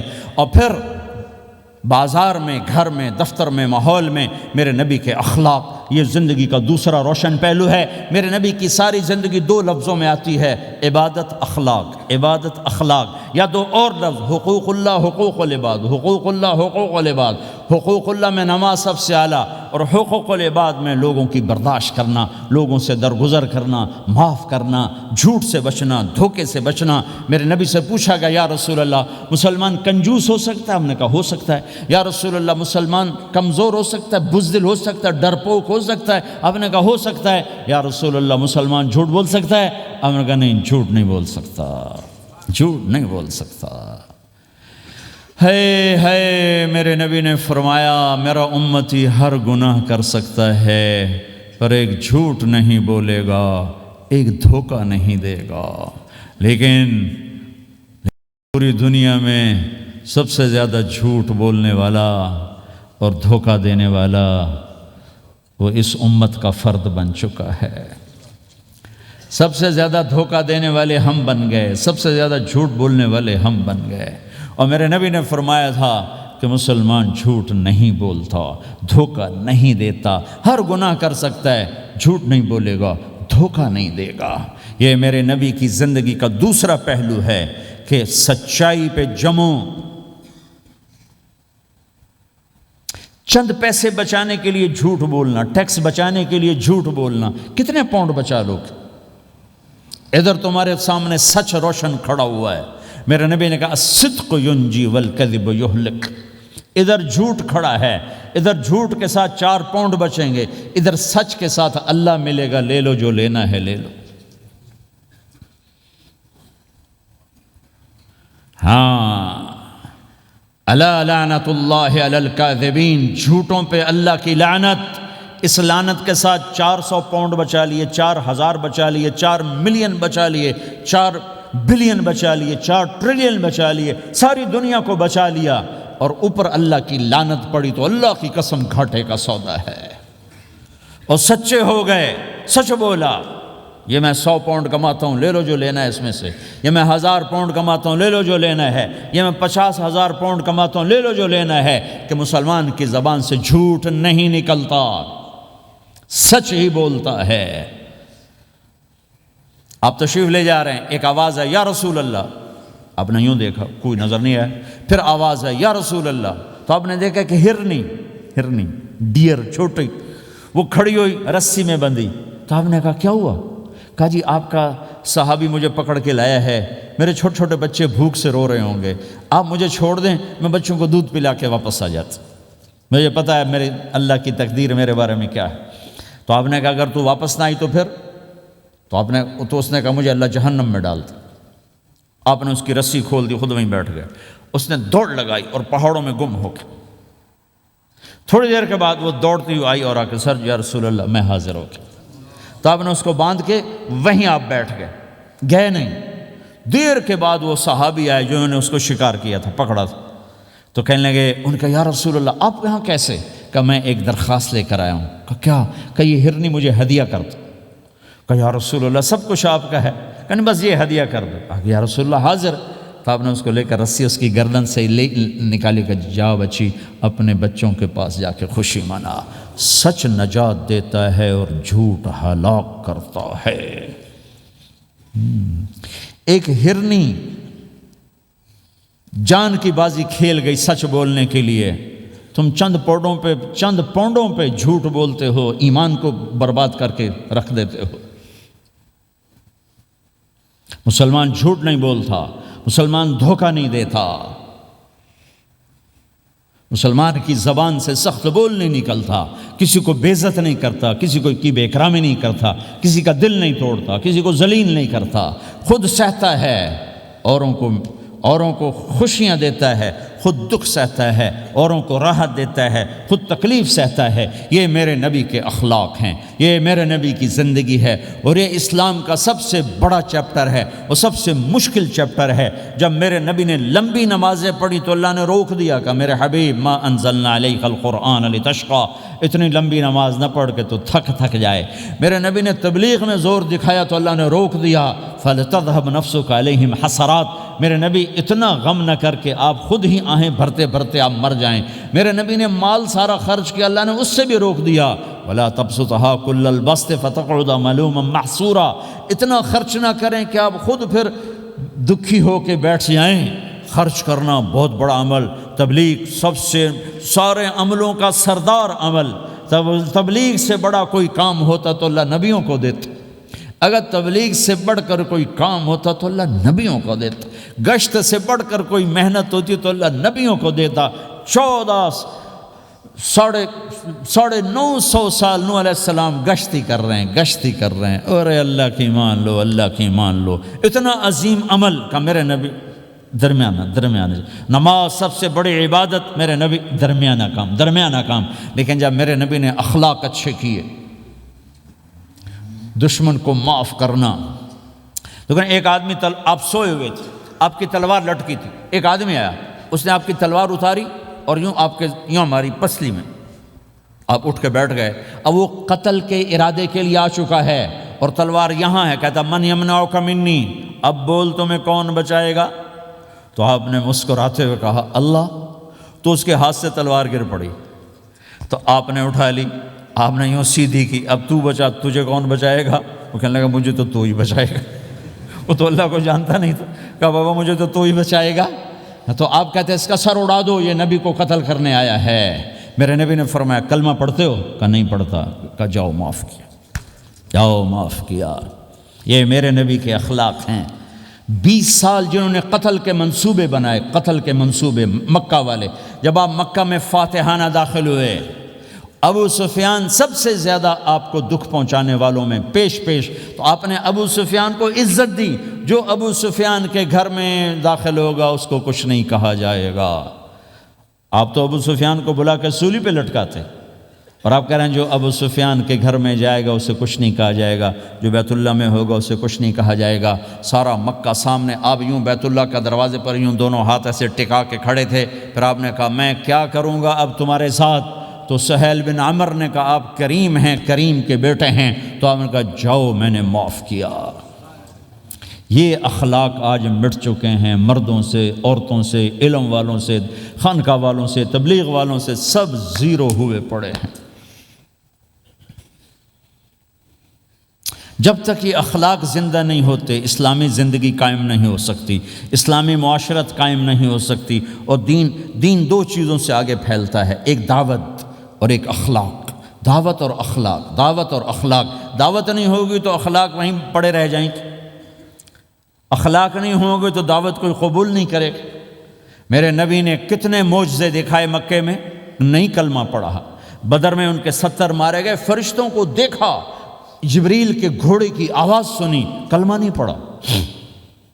خندق میں شکست ہوئی، کلمہ نہیں پڑھا۔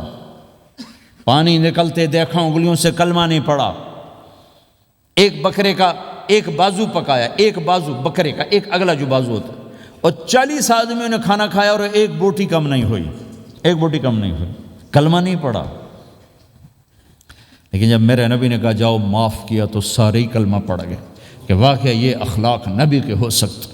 حنین کی جنگ میں جب بھاگے لوگ، شکست ہوئی، تو ایک صحابی کا بھاگتے ہوئے پاؤں ہمارے نبی کے پاؤں پر آیا، اور جوتا سخت تھا، تو آپ نے کہا اوجعتنی، اور آپ کے ہاتھ میں چھڑی تھی، آپ نے اس کو یوں ماری، کہا اوجعتنی، ارے تو نے مجھے کتنا زیادہ درد پہنچایا، دکھ پہنچایا۔ وہ بیچارے پگھل کے رہ گئے اور پریشان ہو گئے، اور فرماتے ہیں سارا دن میں پریشان، ساری رات پریشان کہ اللہ کے نبی کو میں نے تکلیف پہنچائی، اب میرا کیا بنے گا۔ اگلا دن ہوا تو اعلان ہو رہا تھا بھائی جس کا پاؤں نبی کے پاؤں پہ آیا تھا اس کو اللہ کے نبی بلا رہے ہیں۔ تو صحابی کہنے لگے میں نے سمجھا بس اب میری تو دنیا بھی گئی اور آخرت بھی گئی، اب میرے اوپر کیس بنے گا اور مجھے ڈانٹ ڈپٹ بھی ہوگی، میرا کتنا بڑا گھاٹا نقصان ہوگا۔ یہ حاضر ہوئے ڈرتے ڈرتے، تو آپ نے فرمایا میرے بھائی کل میں نے تمہیں چھڑی ماری تھی، وہ مجھے معاف کر دینا، اور یہ 80 اونٹ تمہیں ہدیہ دیتا ہوں، 80 کیملز یعنی 80 پراڈو، 80 رینج روور کا یہ میری طرف سے تمہیں ہدیہ ہے۔ وہ حیران پریشان، یہ میرے نبی کے اخلاق ہیں، یہ میرے نبی کے اخلاق ہیں۔ کانٹے بچھانے والی نے 4 دن آنا چھوڑ دیا، بیمار ہو گئی تھی، تو آپ نے کیا بات ہے، وہ ہمارے راستے میں اب کانٹے کوئی نہیں ہیں؟ کہا جی وہ بیمار پڑی ہے جو کانٹے بچھاتے تھے، تو آپ اس کے گھر چلے گئے، ماں جی خیریت تو ہے، آپ ٹھیک تو ہیں؟ کہا بیٹا مجھے کلمہ پڑھا دے، بس تیرے اخلاق نے مجھے فتح کر لیا ہے۔ میرے بھائیوں یہ چیپٹر بھول چکے ہیں، بھول چکے ہیں، بھول چکے ہیں۔ جب تک یہ چیپٹر زندہ نہیں ہوگا زندگی اسلامی نہیں بنے گی، معاشرہ اسلامی نہیں بنے گا، اور آگے قوموں کے لیے اسلام کا دروازہ نہیں کھلے گا۔ ہمیں معاف کرنا آتا ہو، ہمیں گالی دینے والے کو دعا دینا آتا ہو، غیبت کرنے والے کی تعریف آتی ہو، اور غیبت کرنے سے، غیبت سننے سے اپنے آپ کو ایسے بچاؤ جیسے زہر سے بچاتے ہو، اسے آگ سے بچاتے ہو۔ ایک دوسرے کو نفرت کا بول نہ بولو ورنہ ساری زندگی تباہ و برباد ہو جائے گی۔ میرے رب کی قسم، میرے نبی نے کہا ایک زبان کا بول انسان بولتا ہے اور جہنم کی گہرائیوں میں گر جاتا ہے، اور ایک زبان کا بول انسان بولتا ہے اور جنت کے درجات پر چڑھ جاتا ہے۔ یہ زبان بہت طاقتور چیز ہے، میں ہر بیان میں اس کو دہرا رہا ہوں کہ جتنا یہ عمل ختم ہو چکا ہے اتنا کوئی عمل بھی نہیں ختم ہوا ہے۔ میرے نبی نے فرمایا معاذ تمہیں سارے دین کا خلاصہ بتاؤں؟ معاذ الا انبئک بملاک ھذا کلہ، میں تمہیں پورے دین کا خلاصہ بتاؤں؟ کون معاذ؟ کون معاذ جس کے ہاتھ میں علماء کا جھنڈا ہوگا؟ کون معاذ؟ میں ابھی مئی میں ان کے اردن اجتماع میں گیا، آگے ان کے اربد میں گئے، آگے وہاں ان کا مقبرہ ہے 18 کلومیٹر، میں گیا کمرے میں داخل ہوا تو سارا کمرہ خوشبو سے مہک رہا تھا، اور مجھے ایک شخص نے بتایا یہ خوشبو 24 گھنٹے یہاں آتی رہتی ہے۔ جن کو 18 ہجری میں انتقال ہوا، 1417 سال ہو گئے مرے ہوئے، اور قبر سے خوشبو آ رہی، خوشبو آ رہی، خوشبو آ رہی۔ اس آدمی کو سمجھایا کیسے اور بتایا کیا؟ معاذ تمہیں سارے دین کا خلاصہ بتاؤں؟ کہا جی بتائیں۔ تو آپ نے یوں کیا، اپنی زبان نکالی اور اس کو پکڑا انگلی سے، پھینکا، کف ھذا، معاذ اس زبان پہ قابو پا جا، یہ پورا دین ہے۔ یہ زبان آج کھل گئی ہے، کھل گئی ہے۔ حضرت لقمان علیہ السلام کا فرمان ہے بیٹا میں چپ رہنے پہ کبھی نہیں پچھتایا، میں ہمیشہ اپنے بول پہ پچھتایا ہوں۔ معاذ نے کہا یا رسول اللہ زبان کے بول پہ پکڑ ہوگی؟ کہ تیرا بھلا ہو جائے معاذ، سب سے زیادہ جہنم میں دھکا دینے والی زبان ہوگی۔ اور ایک صحابی ہیں ابو دجانہ۔ کون ابو دجانہ؟ السابقون الاولون من المہاجرین والانصار، اس میں پہلی صف کے صحابہ۔ کون ابو دجانہ؟ جب آپ حج پر گئے تو اپنی جگہ مدینے کا امیر ابو دجانہ کو بنایا۔ ابو دجانہ حج میں شریک نہیں ہوئے، کہ آپ نے اپنی جگہ ان کو اپنا نائب بنا کے وہاں کھڑا فرمایا ابو دجانہ میری جگہ پر مدینے کا امیر ہے، یہ وہ ابو دجانہ ہیں۔ کون ابو دجانہ؟ جو جنگ بدر سے لے کر آخری حج تک ہر سفر میں شریک ہیں، ہر سفر میں شریک ہیں۔ ان کی ایک بات میں بتانا چاہتا ہوں، پہلے تھوڑی سی ان کی ہسٹری بتانا چاہتا ہوں۔ کون ابو دجانہ؟ احد کی جنگ میں آپ نے تلوار اٹھائی، کہ اس تلوار کو کون لے گا؟ کئی صحابہ کھڑے ہو گئے۔ آپ نے کہا اس تلوار کا حق کون ادا کرے گا؟ سارے بیٹھ گئے، 3 آدمی کھڑے رہے، ایک زبیر بن عوام، ایک عمر بن خطاب، ایک ابو دجانہ۔ ان کا نام ہے سماک بن خرشنہ، سماک بن خرشنہ ان کا نام ابو دجانہ سے مشہور ہے۔ تو آپ نے تلوار نہ عمر کو دی، نہ زبیر کو دی، ابو دجانہ کو دی تھی۔ تو عمر رضی اللہ عنہ نے تو محسوس نہیں کیا، حضرت زبیر نے محسوس کیا کہ اس کو کیوں دی، مجھے کیوں نہیں دی؟ میں مہاجرین میں سے ہوں، میں پھوپھی کا بیٹا ہوں، میں اس سے دلیری میں کم نہیں ہوں۔ بلکہ حضرت زبیر کی دلیری کی تو دھاک تھی، جدھر سلوار چلتی تھی کاٹتی چلی جاتی تھی، کہنے کہ میں دیکھوں گا یہ کیا کرتا ہے۔ تو ابو دجانہ کے پیچھے پیچھے زبیر ہو لیے۔ تو ابو دجانہ نے جو حملہ کیا تو 3000 کا لشکر تھا، اس کو چیر کے پار نکل کے، پورے لشکر کو کاٹ کے پار نکل کے، اور آگے عورتیں کھڑی تھیں جو مکے کے لشکر کو تیار کر رہی تھیں۔ نحن بنات طارقی نمشی علی النمارقی مشی القتل بوارقی المسک فی المخالقی المسک فی المفارقی والدر فی المخالقی ان تقبلوا نعانقی وتدبروا نفارقی فراق غیر وامقی۔ یہ گانا گا رہی تھیں اور ان کو تیار کر رہی تھیں۔ تو جب ابو دجانہ کی تلوار نظر آئی تو سب بھاگیں، ہندا پکڑی گئی۔ تو آپ نے یوں اپنی تلوار ہندا کے سر پر رکھی، انہوں نے چیخ ماری، تلوار ہٹا لی۔ تو زبیر پیچھے پیچھے کہ یہ کیا کیا ہے؟ جنگ میں اگر کوئی عورت حصہ لے اسے مارنا جائز ہے، ویسے جائز نہیں ہے، عورت کو، بچے کو، بوڑھے کو ہاتھ لگانا جائز نہیں ہے۔ تو انہوں نے کہا تلوار کیوں نہیں چلائی؟ کہا میرے محبوب کی تلوار ہے، عورت کے خون سے رنگین کر کے اس کی شان نہیں گھٹانا چاہتا، یہ میرے نبی کی تلوار۔ پھر واپس ہوئے، پھر اٹیک کیا اور پھر مجمع کو چیر دیا۔ سامنے ایک آدمی آ رہا تھا ہاتھی کی طرح، اتنا لمبا موٹا تازہ۔ تو زبیر کہنے لگے میرے جی میں آیا کبھی اس کی ٹکر ہونا، پھر میں دیکھوں ابو دجانہ کیا چیز ہے۔ تو اللہ کا کرنا ایسا ہوا، ابو دجانہ دونوں آمنے سامنے ہو گئے۔ تو وہ ایسے شاہ سوار تھے کہ دونوں طرف کے لشکر ذرا تھم گئے اور وہ دونوں بھڑ گئے۔ ابو دجانہ کے اپنے جوہر، اس پہلوان کے اپنے جوہر، غبار اٹھا، مٹی اٹھی، اور اس کی اپنی طاقت، ان کی اپنی طاقت، انہوں نے ابو دجانہ کو اس نے زخمی کر دیا۔ ابو دجانہ نے جو جوش میں آ کے ماری تلوار، اس کو لگی یہاں، تو اتنی طاقت سے لگی کہ اس کے نیچے اتر کر 2 ٹکڑوں میں تقسیم کر دی۔ ماری تو ایک حصہ ادھر، ایک حصہ، پھر یوں دیکھا اور اپنے چہرے سے لوہی کی ٹوپی اتاری، کما ترا انا ابو دجانہ، کیا دیکھ رہے ہو؟ میں ہوں ابو دجانہ، تلوار صحیح لی ہے میں نے، غلط نہیں لی۔ یہ ابو دجانہ ہیں۔ اور جب شکست ہو گئی احد کی جنگ میں، اور پھر 10-12 آدمی نے آپ کو گھیرے میں لیا ہوا تھا، ان میں ایک ابو بکر تھے، عمر تھے، علی تھے، طلحہ تھے، زبیر تھے، سعد بن ابی وقاص تھے، اور سہل بن حنیف تھے، عبادہ قتادہ بن نعمان تھے، اور ابو دجانہ تھے رضی اللہ تعالی عنہم۔ ان میں سے ایک ابو دجانہ بھی تھے۔ اور یمامہ کی جنگ میں ابو دجانہ شہید ہوئے، یمامہ کی جنگ میں شہید ہوئے۔ یہ ابو دجانہ کی تھوڑی سی سیرت آپ کے سامنے آئی ہے۔ اس کے بعد اب آپ ان کے قول کو سنو تاکہ اس کا وزن آپ کے سامنے آئے۔ یہ بدر کے شریک ہیں، اللہ کے نبی نے کہا بدر کا صحابی جو مرضی کرے بخشا گیا۔ یہ صلح حدیبیہ کے شریک ہیں، اللہ نے قرآن میں کہا لقد رضی اللہ، میں ان سے راضی ہو گیا۔ یہ صحابی ہیں، اللہ نے کہا کلا وعد اللہ الحسنی، اے میرا نبی تیرے ہر صحابی کے لیے جنت کا وعدہ ہے۔ اور اب یہ کیا کہتے ہیں؟ یہ کیا کہتے ہیں لوگو؟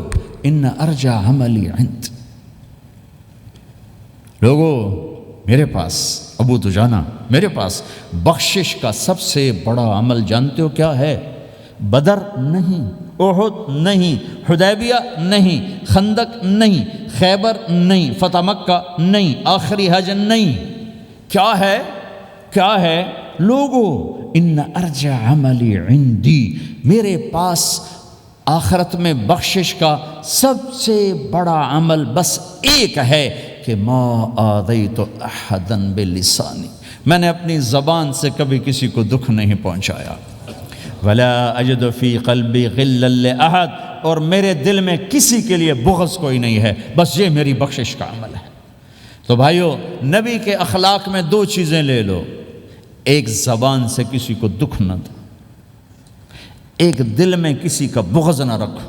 اللہ کی قسم بغیر حساب کتاب کے جنت میں جاؤ گے۔ بڑے بڑے جنید بغدادی اور بڑے بڑے معرفت والے تمہیں دیکھتے رہ جائیں گے، تمہاری رفتار اتنی تیز ہوگی کہ تمہیں وہی پکڑ سکے گا جس کا یہ دو عمل تم سے زیادہ اچھا ہوگا۔ جس روڈ پہ رش ہوتا آپ وہاں سے گاڑی ہٹا لیتے ہو کہ بھائی ادھر نہیں جانا، ادھر رش ہے، وہ سائن وغیرہ آپ کو آ جاتے ہیں کہ بھائی ادھر بلاک ہے، ادھر نہیں جانا، ادھر جانا ہے۔ تو جہاں روڈ پہ رش ہوتا ہے تو قیمتی سے قیمتی گاڑی کی رفتار بھی آہستہ ہو جاتی ہے، اور جہاں روڈ خالی ہوتا ہے تو پرانی گاڑی بھی بھاگے جا رہی ہوتی ہے۔ ہمارے یہاں پرانی گاڑی ہوتی ہے نا، پرانی بسوں کے پیچھے لکھا ہوتا ہے نہ انجن کی خوبی نہ ڈرائیور کا کمال، خدا کے سہارے چلی جا رہی ہے۔ اور جس کے پاس ایسی گاڑی ہو، نہ انجن کی خوبی نہ ڈرائیور کا کمال، تو اگر اس کو روڈ خالی مل جائے تو وہ تو مرسیڈیز والے سے پہلے پہنچے گا، رینج روور والے سے پہلے پہنچے گا، بینٹلی والے سے پہلے پہنچے گا، رولز رائس والے سے پہلے پہنچے گا، جو وہ تو پھنسی کھڑی ہے اور اس کا روڈ ہی خالی ہے۔ تو میرے بھائیوں، یہ میں ایک مثال دیتا ہوں، عبادات کی روڈ پہ بہت رش ہے، نمازی بے شمار ہیں، روزے دار بے شمار ہیں، عمرے والے بے شمار ہیں، حج والے بے شمار ہیں، اور تہجد گزار بے شمار ہیں، علماء بے شمار ہیں، حافظ بے شمار ہیں، ذکر والے بے شمار ہیں، بہت رش ہے، تبلیغ والے بے شمار ہیں، لیکن جو اخلاق والا روڈ ہے نا، یہ خالی پڑا ہے۔ اس پہ موٹر زوکی پہ چڑھ کے آ جاؤ تو سب سے آگے نکل جاؤ، سائیکل پہ چڑھ کے آ جاؤ تو سب سے آگے نکل جاؤ، کہ روڈ ہی خالی ہے۔ اخلاق کا روڈ خالی ہے۔ غصے کو پینا، دکھ دینے والے کے سامنے، درد دینے والے کو خوشیاں دینا، گالی دینے والے کو دعا دینا، کرو تو صحیح۔ میرے رب کی قسم، اس میں وہ لذت ہے کہ ساری دنیا کی لذتیں تمہیں بھول جائیں گی اگر یہ لذت تمہیں مل گئی۔ پی جا ایام کی تلخی کو بھی ہنس کے ناصر، غم کے سہنے میں بھی قدرت نے مزہ رکھا ہے۔ اپنے لہو کے گھونٹ پی، زخم پہ زخم کھا کے جی، آہ نہ کر لبوں کو سی، عشق ہے دل لگی نہیں، سینے پہ تیر کھائے جا، آگے قدم بڑھائے جا، یعنی زبان حال سے کہہ دے کہ ہاں ستائے جا۔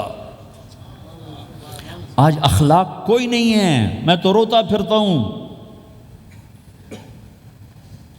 تبلیغ میں نکلو نکلو نکلو، خانقاہوں میں ذکر ذکر ذکر، اور مدرسوں میں فقہ فقہ فقہ۔ کوئی تو اس سبق کو بھی، یا اور بھی دکھ ہیں زمانے میں محبت کے سوا، راحتیں اور بھی ہیں وصل کی راحت کے سوا۔ جس دن امت کے اخلاق زندہ ہوئے، آپ اسلام کی بہار دیکھو گے۔ اگر اپنے گھر میں خوشیاں لانا چاہتے ہو تو اللہ کی قسم بڑے گھر سے نہیں آئے گی، کوئی 5 لاکھ پاؤنڈ کی گاڑی سے خوشی نہیں آئے گی، کوئی بہت بڑا عالی شان بنگلہ بنانے سے خوشی نہیں آئے گی، تمہارے اخلاق سے گھر میں خوشی آئے گی۔ اگر بیوی کا سلوک تمہارے ساتھ اچھا ہے، تمہارا سلوک بیوی کے ساتھ اچھا ہے، اس گھر میں خوشی ہے۔ بیوی کا بول بدتمیز ہو تو خامند کی زندگی برباد، خامند کا بول بدتمیز ہو تو بیوی کی زندگی برباد، اولاد بد اخلاق ہو تو ماں باپ کی زندگی برباد، ماں باپ میں سختی ہو تو اولاد کی زندگی برباد، بھائی بھائی میں بول میں سختی ہو تو بھائی کی زندگی برباد، بہن بھائیوں میں سختی ہو تو بہن بھائی کی زندگی برباد، نیبر کے ساتھ سختی ہو تو نیبر کی زندگی برباد۔ میرے نبی نے فرمایا، ما آمن بی من بات شبعان و جارہ جائع، وہ میرے اوپر ایمان لایا ہی نہیں جو خود پیٹ بھر کے کھائے اور پڑوسی بھوکا ہو۔ واللہ لا یؤمن، واللہ لا یؤمن، واللہ لا یؤمن، 3 دفعہ اللہ کی قسم ایمان والا نہیں، اللہ کی قسم ایمان والا نہیں، اللہ کی قسم ایمان والا نہیں۔ کون یا رسول اللہ؟ کہ الذی لا یأمن جارہ بوائقہ، جو پڑوسیوں کو تنگ کرے وہ ایمان والا نہیں ہے۔ میرے بھائیو، یہ چیپٹر مٹ چکا ہے، کہیں نہیں دیکھنے کو ملتا ہے۔ ایسا نہیں کہ دنیا خالی ہو گئی ہے، لیکن 1 کروڑ میں 1 ملا تو کیا ملا، 1 کروڑ میں بھی 1 نہیں ملتا۔ میں بڑے لمبے سفر کر کے اس نتیجے پر پہنچا ہوں کہ 1 کروڑ مسلمان اکٹھے کروں اس میں لاکھوں تہجد گزار ہوں گے، لاکھوں 5 وقت کے نمازی ہوں گے، اس میں لاکھوں عمرے حج کرنے والے ہوں گے، اس میں لاکھوں علماء حفاظ ہوں گے، لیکن شاید اخلاق والا ایک بھی نہ، ایک بھی نہ۔ اپنی زندگی کو اگر سکھ دینا ہے، چیزوں کے پیچھے نہ دوڑو، اخلاق بناؤ۔ مقدر کی چیزیں ملیں گی، کمائیوں میں حلال لاؤ، حرام سے بچو، سچ پہ آؤ، جھوٹ سے بچو، دھوکہ نہ دو کسی کو، ورنہ زندگی ویران ہو جائے گی۔ ٹیکس بچانے کے لیے جھوٹ نہ بولو، ورنہ دل کالا ہو جائے گا۔ جھوٹ پیسے کی خاطر، لعنت ہے اس دولت پر، لعنت ہے اس ملک پر۔ ہے کیا مثالیں اس امت نے قائم کی ہیں۔ اچھوں سے برے، بروں سے اچھے ہمیشہ پیدا ہوتے چلے آئے۔ یزید فاسق، فاجر، ظالم، 3 بر اعظم کی حکومت چھوڑ کے مر رہا ہے، 34 سال کی عمر، اور بعض آتا ہے 38 سال کی عمر، 40 سال کو نہیں پہنچا، 40 سال سے پہلے مر گیا۔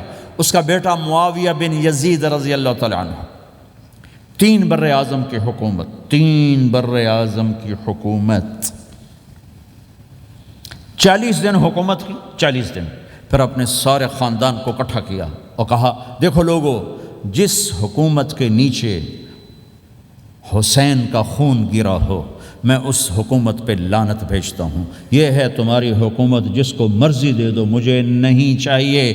3 بر اعظم کی حکومت چھوڑ دی، صرف 22 سال کی عمر میں، 22 سال کی بھرپور جوانی کی عمر میں حکومت کو لات مار دی۔ میں چند پاؤنڈ کے لیے سچ کو لات مار دوں؟ میں چند پاؤنڈ کے لیے انسانوں کو دھوکہ دوں؟ تو بھائیو سچ کے عادی بنو۔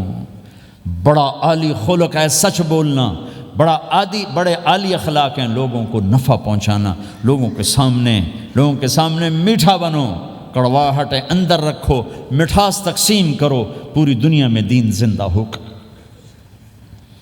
اس نقل و حرکت، یہ دعوت کی نقل و حرکت، میں بولٹن میں آج سے 31 سال پہلے بھی آیا تھا، 20 آدمی نہیں اکٹھے کر سکے تھے ہم، سارے دن کے گشتوں کے بعد۔ ایک گرجا مسجد تھا اس وقت، تو ہم کو 50 آدمی اکٹھے نہیں کر سکے تھے۔ آئیے ہزاروں کا مجمع ہے، اس کے پیچھے پتہ نہیں کتنی محنتیں ہوئی ہیں، تب جا کر یہ رنگ بنا ہے، اس ایک شکل بنی ہے، اس میں رنگ بھرنے کی ضرورت ہے، اور وہ ہے میرے نبی کے اخلاق، میرے نبی کی مبارک زندگی، جس میں درگزر، جس میں معاف کرنا، جس میں میٹھا بول، جس میں چھوٹا بن جانا اور دوسرے کو بڑا بنانا، جس میں سچ بولنا، جس میں دھوکے سے بچنا، یہ مسلمان کی شان ہے۔ تو ہمارے تو نوجوان یہاں کی لڑکیوں کو دھوکہ دیتے ہیں، پیپر بنانے کے لیے یہاں کی لڑکیوں سے شادی کرتے ہیں، ان کی زندگیاں برباد کر دیتے ہیں، اپنا ایمان خراب کرتے ہیں، ان کی زندگی خراب کرتے ہیں۔ مسلمان ہی دھوکے باز بن جائے تو لوگوں کو راہبری راہبر کون بنے گا؟ تو میرے بھائیو، اللہ اس کے رسول کو ڈھونڈنے کے لیے یہ تبلیغ کی محنت ہے، در در پھرو، اور یہ 2 باتیں بن جائیں، ایک ہماری عبادات ٹھیک ہو جائے، ایک ہمارے اخلاق ٹھیک ہو جائے۔ اس کو لے کر جب ہم پھریں گے تو اللہ کے فضل سے ایک لہر چلے گی جو دنیا کے ہر آخری کونے تک پہنچے گی، ہر گھر کو اللہ تعالیٰ توحید کے نور سے روشن کر دے گا۔ اس کے لیے ہم وقت مانگتے ہیں کہ یہ ایک زندگی ہے جو میرے 1.25 گھنٹے کی تقریر سے 1.5 گھنٹے کی تقریر سے قابو میں نہیں آئے گی، اس کو سیکھنے کے لیے وقت مانگتے ہیں۔ نکلو میرے بھائیو، اور آج تک جو اللہ پاک کے ساتھ، اللہ کے رسول کے ساتھ کوئی جنگ کی، اس سے صلح کر لو، کسی سے لڑے ہوئے ہو فوراً صلح کر لو، اس کو بھی منا لو، اس سے بھی مان جاؤ، کسی سے روٹھے نہ رہو، کسی سے قطع تعلق نہ کرو، سب سے سلام کرو، دل کو صاف رکھو۔ ابو دجانہ جیسی ہستی فرماتے ہیں کہ میری بخشش کا عمل یہ ہے کہ زبان سے دکھ نہیں دیا، دل میں بغض کوئی نہیں، اور وہ کہتے ہیں یہ میرا سب سے بڑا عمل ہے۔ یہ اپنے نبی کے اخلاق میں 2 باتیں لے لیں، اس زبان سے کسی کو دکھ نہ پہنچے، دل میں کتنے ہی لوگ ستائیں، بغض نہ رکھو، صاف کرو، دھو دو، اور فرائض میں نماز چھوٹے نہیں، اور پھر اس کو لے کر یہ امت پھرے، چونکہ اس امت کا کام بیٹھنا نہیں ہے، اس امت کا اجتماعی جرم ہے کہ انہوں نے اللہ کے دین کے لیے پھرنا چھوڑ دیا، اس امت کی اجتماعی خطا ہے کہ کہ انہوں نے اللہ کے پیغام کو آگے پہنچانا اس کو اپنا کام نہ سمجھا، اس کے لیے پھرنا چھوڑ دیا تو اپنے بھی ہاتھوں سے نکل گئے، پرائے تو پہلے ہی پرائے تھے۔ تو میرے بھائیو اس کے لیے نیت کرو، ارادے کرو۔ جو بھائی یہ تیار ہوں یہ دسمبر کے آخر تک تو وہ کھڑے ہو کر ذرا اپنے ناموں کا اظہار فرما دیں، اور جو چھٹیاں آ رہی یہ ساری چھٹیاں لگانے کے لیے جو نوجوان تیار ہوں وہ بھی کھڑے ہو کے اپنی شکلیں زیارت کروا دیں، اللہ بھی راضی ہو جائے، اللہ کا نبی بھی راضی ہو جائے۔ جلدی سے کھڑے ہو کر بتا دیں، فرمائیں جی۔ ہمت کر کے فرمائے ماشاءاللہ، اپنا نام لکھوائے ماشاءاللہ۔ بولو بھائی،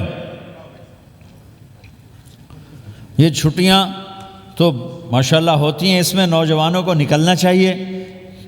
اکثر نوجوان بیٹھے ہیں، اٹھو بھائی۔ جی بھائی ہمت فرمائے ماشاءاللہ۔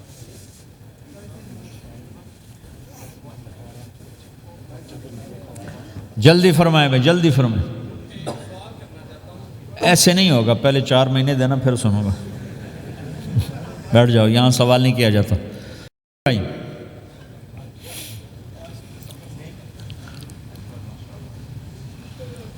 جلدی سے بتائیں بھائی، جلدی سے بتائیں بھائی۔ ان چھٹیوں میں کون نکلے گا اللہ کے راستے میں؟ ان چھٹیوں میں جو نوجوان تیار ہوں کھڑے ہو جائیں۔ ان چھٹیوں میں جو تیار ہیں چھٹیاں لگانے کے وہ کھڑے ہو جائیں۔ چھٹیاں اللہ کے راستے میں۔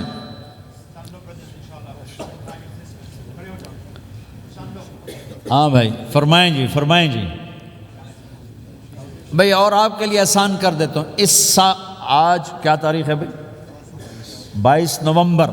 اگلے سال 22 نومبر تک اللہ زندگی رکھے، جو بھائی چلے 4 مہینے کے لیے تیار ہوں وہ کھڑے ہو جائیں۔ 1 سال کے اندر، 1 سال کے اندر انشاءاللہ ہم جائیں گے، وہ بھائی کھڑے ہو جائیں۔ 1 سال کے اندر انشاءاللہ ہم نے جانا ہے، ترتیب بنانی ہے، وہ کھڑے ہو جائیں۔ زندگی میں جو کہیں گے ہم نکلیں گے وہ بھی کھڑے ہو جائیں۔ چلو سارے بیریئر ہٹا دیتا ہوں، لو بھائی سب کی تشکیل ہو۔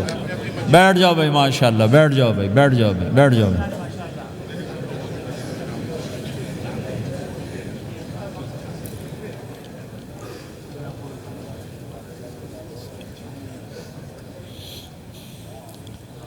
میں بیٹھ جا، میں دعا کرتے ہیں۔ دعا سے پہلے تھوڑی سی بات کرنا چاہتا ہوں، وہ سن لیں پھر انشاءاللہ دعا کرتے ہیں۔ مسلمان کی زندگی چلتے پھرتے دعوت ہے، مسلمان کی زندگی چلتی پھرتی دعوت ہے۔ اگر اسلام ہماری زندگی میں ہو، عبادات ایسی چیزیں جو نظر نہیں آتی، اخلاق ایسے چیزیں جو چھپ نہیں سکتی۔ اخلاق ایک ایسی صفت ہے جس کو آپ چھپا نہیں سکتے، بد اخلاقی ایسی برائی ہے جس کو آپ چھپا نہیں سکتے۔ شراب تو چھپ سکتی ہے، اندر کمرے میں بیٹھ کے پی لے۔ روزہ چھپ سکتا ہے، نہیں رکھا کسی کو کیا خبر۔ نماز بھی چھپ جاتی، نہیں خبر پڑھی ہے کہ نہیں پڑھی۔ لیکن برے اخلاق بھی نہیں چھپتے اور اچھے اخلاق بھی نہیں چھپتے۔ ایک اچھے اخلاق خوشبو کی طرح مہکتے ہیں اور برے اخلاق گندگی طرح بدبو چھوڑتے ہیں۔ ہمارا معاشرہ اسلامی اس وقت بنے گا جب ہمارے اخلاق عالی ہوں گے، تو یہ نقل و حرکت اس کو طاقت پہنچائے گی۔ یہ گھر بیٹھنے سے چیز نہیں آئے گی بھائی، پھرنا پڑے گا، دھکے کھانے پڑیں گے۔ لیکن ان دھکوں میں بھی اللہ نے بڑی لذت رکھی ہے، بہت عجب نشہ ہے اس کا۔ جنید جمشید مجھے پہلی دفعہ ملا 97، جب وہ بہت بڑا اس وقت تھا، وہ لیجنڈ گلوکار۔ تو اس نے مجھ سے کہا کہ مولانا جس گلیمر کو پاکستانی نوجوان خوابوں میں دیکھتے ہیں وہ گلیمر مجھے فزیکلی حاصل ہے، لیکن میرے اندر اندھیرا ہے، روشنی نہیں، خالی ہے۔ کیوں؟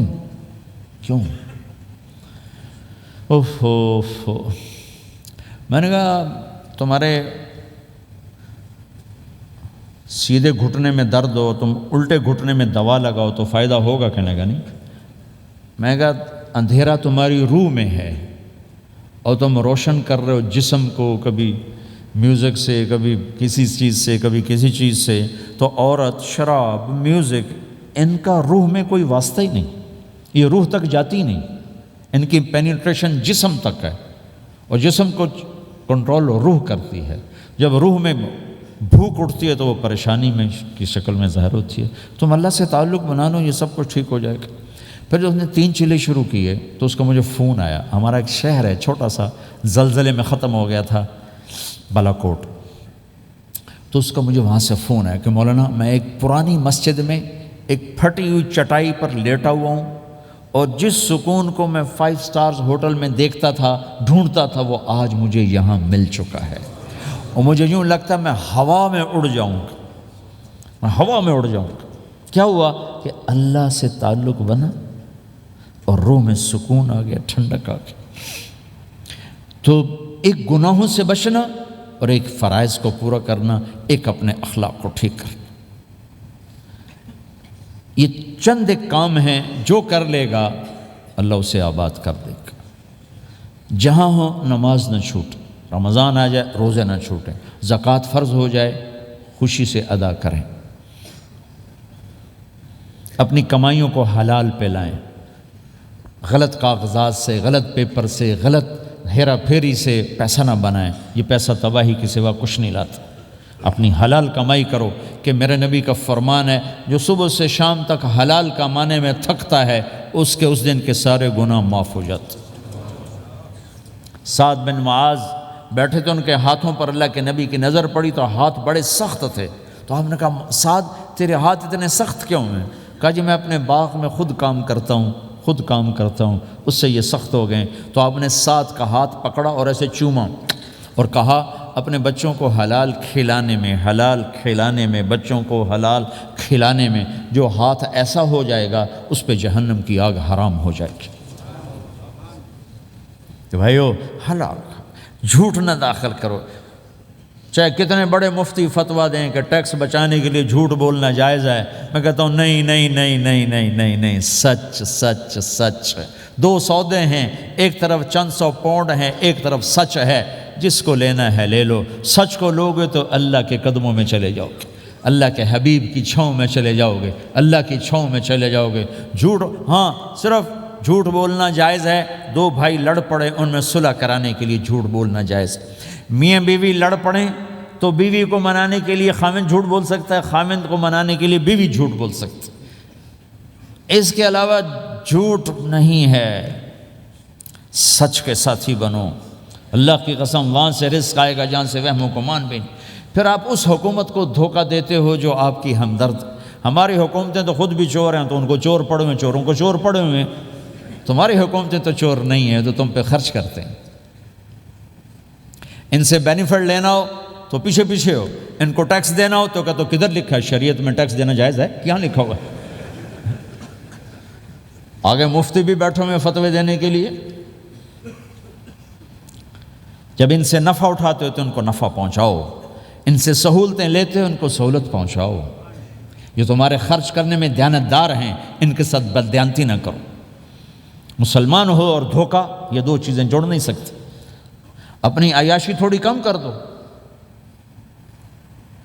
تو اللہ اس میں برکت دے گا۔ آپس میں کبھی اونچ نیچ ہو جائے فوراً صلح کرو، لڑائی پہ باقی نہ رہو کہ جی ہم نے بات نہیں کرنی، ہمارا سلام دعا ختم، ایسا کبھی نہیں کرنا۔ اونچ نیچ ہوتی ہے لیکن فوراً صلح کرو۔ ماں باپ میاں بیوی کٹھے رہتے ہیں تو ہمارا سسرالی معاشرہ بہت سخت قسم کا ہے، ماں باپ اتنی مداخلت کرتے ہیں بچے میں کہ ان کی زندگی تباہ کر دیتے۔ ساس سسر بہو پہ اتنا حق جتلاتے ہیں کہ خامند کا بھی اتنا حق نہیں رہ جاتا، اس سے زندگی ٹوٹ جاتی۔ اگر سسر ہو بہو کو عزت دو، ساس ہے بہو کو عزت دے، بہو ہے ساس سسر کو عزت دے۔ لیکن اللہ کی قسم ساس اور سسر کا بہو پہ کوئی شرعی حق کوئی نہیں۔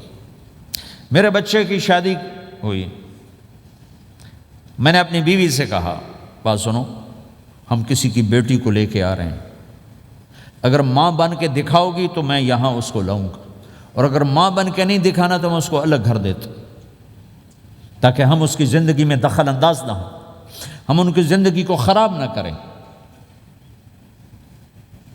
اگر کسی کے پاس الگ گھر دینے کی وسعت نہیں ہے تو وہ خود تو الگ ہو سکتا ہے کہ نہیں ہو سکتا؟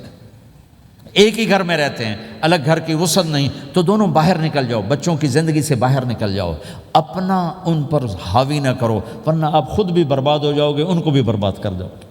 کتنی طلاقوں کے پیچھے ساس اور سسر ہیں، کتنی طلاقوں کے پیچھے میاں بیوی کی آپس کی بدتمیزی ہے کہ اس ماحول میں برداشت کرنے کا رواج ہی ختم ہو گیا۔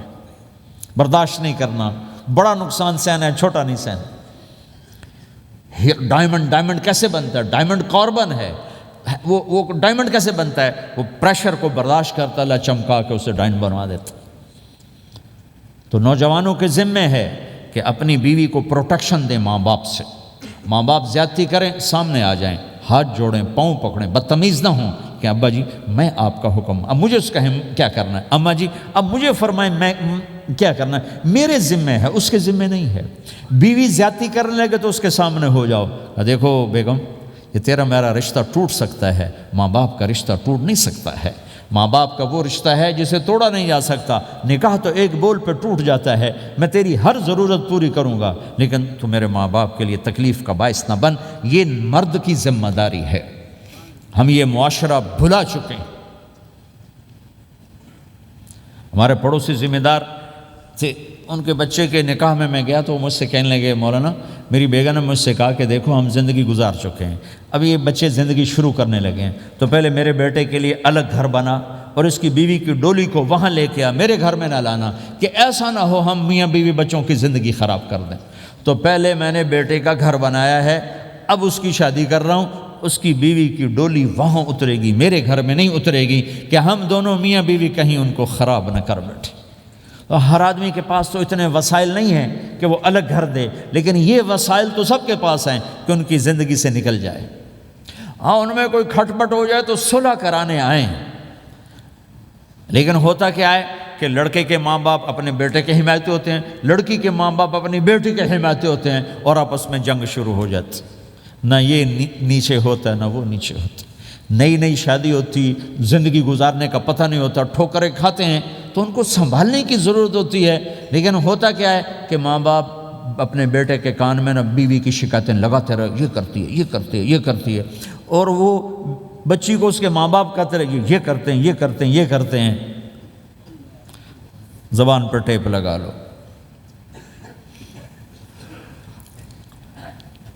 تو آپ کی زندگی روشن ہو جائے گی، آپ کا جیون خوبصورت ہو جائے گا۔ اور کبھی اونچ نیچ ہو جائے تو معافی مانگو، فوراً معافی مانگو۔ میاں بیوی لڑ پڑیں اور پھر صلح کر لیں تو اللہ کو یہ عمل اتنا پسند ہے کہ ان کی صلح پر پچھلے سارے گناہ ان کے معاف کر دیتے۔ قرآن کی ایک آیت اتری ہی میاں بیوی کی لڑائی پر تھی۔ ایک خاوند اپنی بیوی پہ بڑے ناراض ہو گئے، مسجد میں بیٹھے انہوں نے نیت کی گھر جاؤں گا اور بیوی کی ٹھکائی کروں گا۔ یہ انہوں نے نیت کی ہے، مسجد میں بیٹھے نیت کی گھر جاؤں گا میں انہوں چنگا لتر پھیرنا ہے۔ میرے اللہ تو آسمان زمین اللہ کے لیے تو سب برابر ہے دیکھنا۔ تو اللہ پاک نے اسی وقت قرآن اتارا، اسی وقت یا ایھا الذین آمنوا ان من ازواجکم و اولادکم عدوا لکم فاحذروہم۔ اے ایمان والو، بیوی بچے اولاد، عدوکم نہیں کہا، عدو لکم بیچ میں لام لائے ہیں، یہ بتانے کے لیے کہ عدو اصلی معنی میں نہیں ہے، یہ اس معنی میں ہے کہ اے ایمان والو تمہارا بیوی بچوں کے ساتھ ٹھائیا ہو سکتا ہے، کھٹ پٹ ہو سکتی ہے، جھگڑا چھوٹا موٹا ہو سکتا ہے، کیا کرنا ہے؟ فاحذروہم، اس سے بچنا ہے، بڑھانا نہیں، بچنا ہے۔ کیسے بچنا ہے؟ ان تعفو، اس جھگڑے کو بڑھانا نہیں، مٹانا ہے۔ وتصفحوا، اس کا اثر دل سے مٹانا ہے۔ وتغفروا، پھر دوسرے کو معاف کرنا ہے۔ یہ تین کام میاں بیوی کرو، اگلا میں کروں گا، فإن اللہ غفور الرحیم، تمہارے پچھلے میں سارے معاف کر دوں۔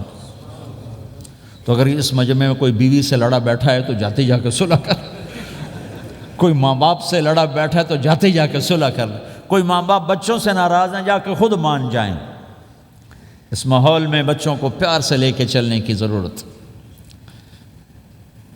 میرے نبی کی زندگی محبت کا شاہکار ہے، ساری زندگی کسی کو ڈانٹا نہیں، ساری زندگی کسی کو ڈانٹا نہیں، اپنی وجہ سے، کسی پہ ہاتھ نہیں اٹھایا، اپنی وجہ سے۔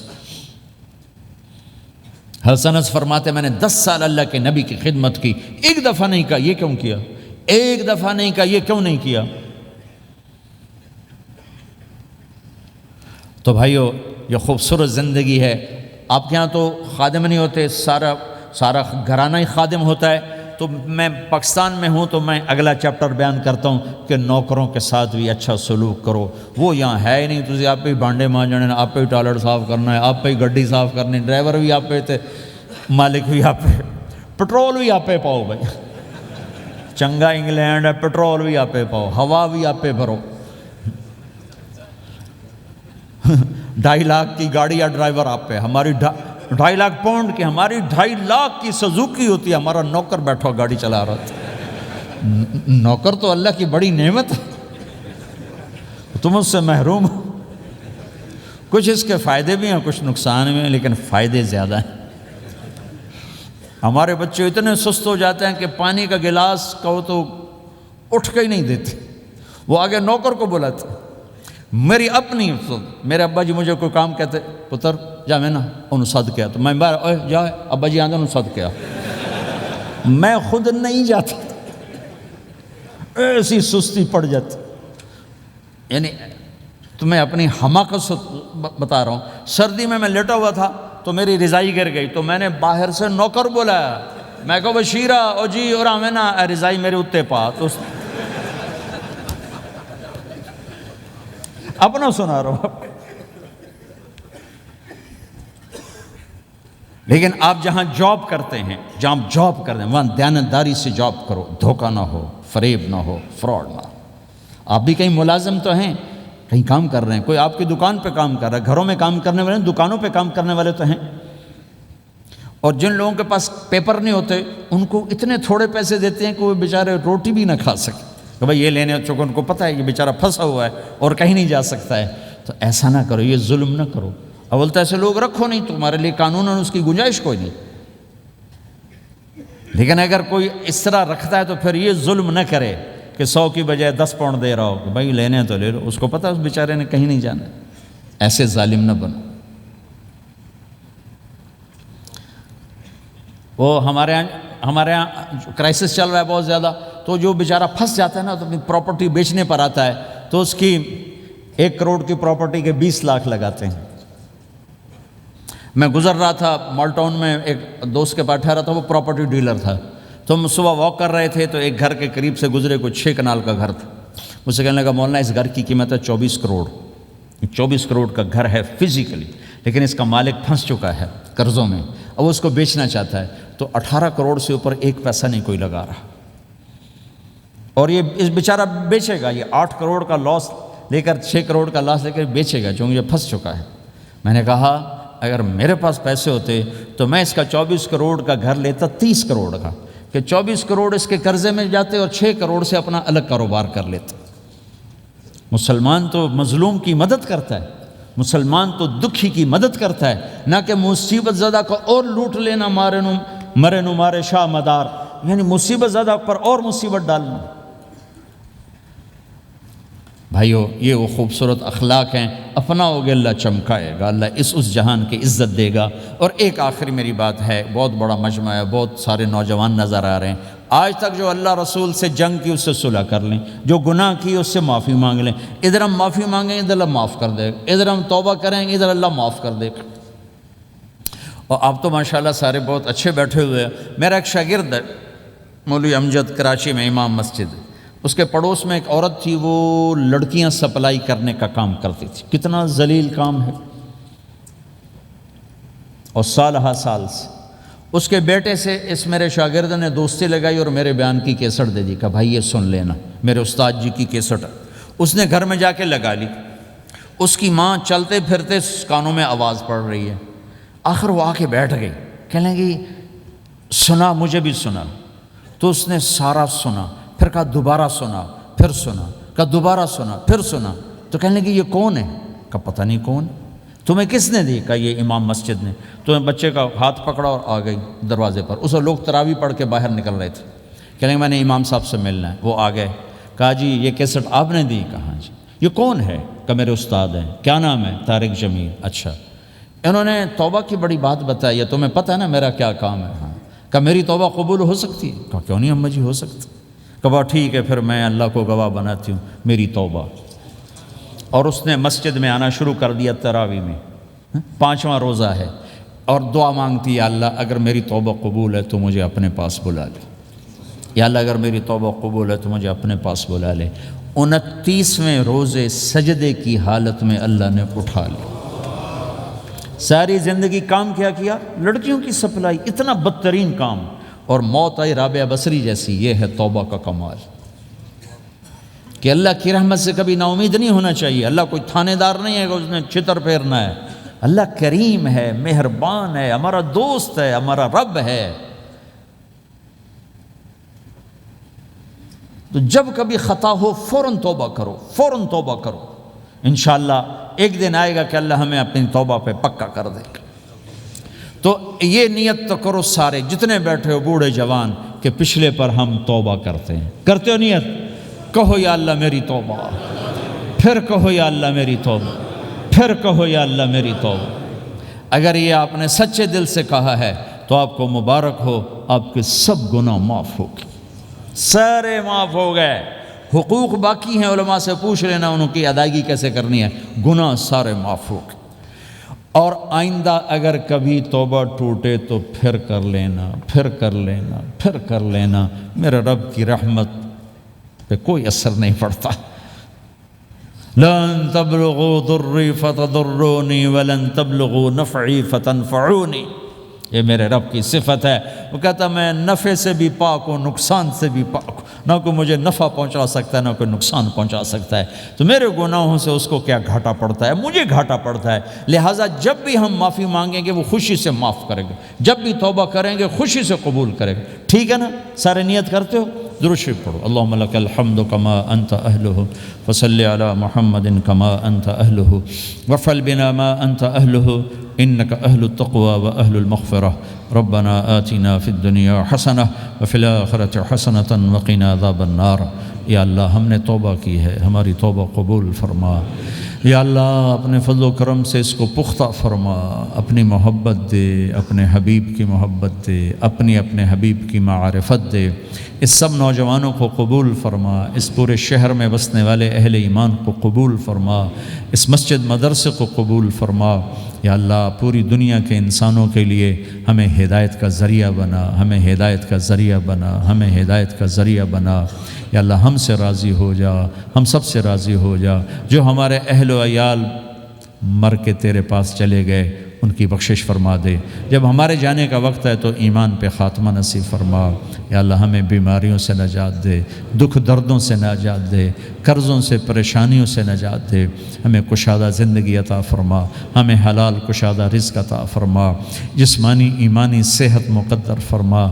ہر قسم کے دکھ درد ہمارے جسم سے چن لے، ہمیں عافیت صحت والی زندگی دے، اپنی اطاعت میں تھکنے والا بدن دے اور اپنے راستے میں خرچ کرنے والا مال دے، اور آپس میں الفت اور محبت دے، ہمارے اندر کے بغض نکال دے، حسد نکال دے، نفرتیں نکال دے۔ ہم سب سے راضی ہو جا اور ہمیں اپنے سے راضی کر لے۔ وصلی اللہ تعالی النبی الکریم، آمین برحمتک یا ارحم الراحمین۔ بھائی راستہ دے دینا، مسافہ نہ کر۔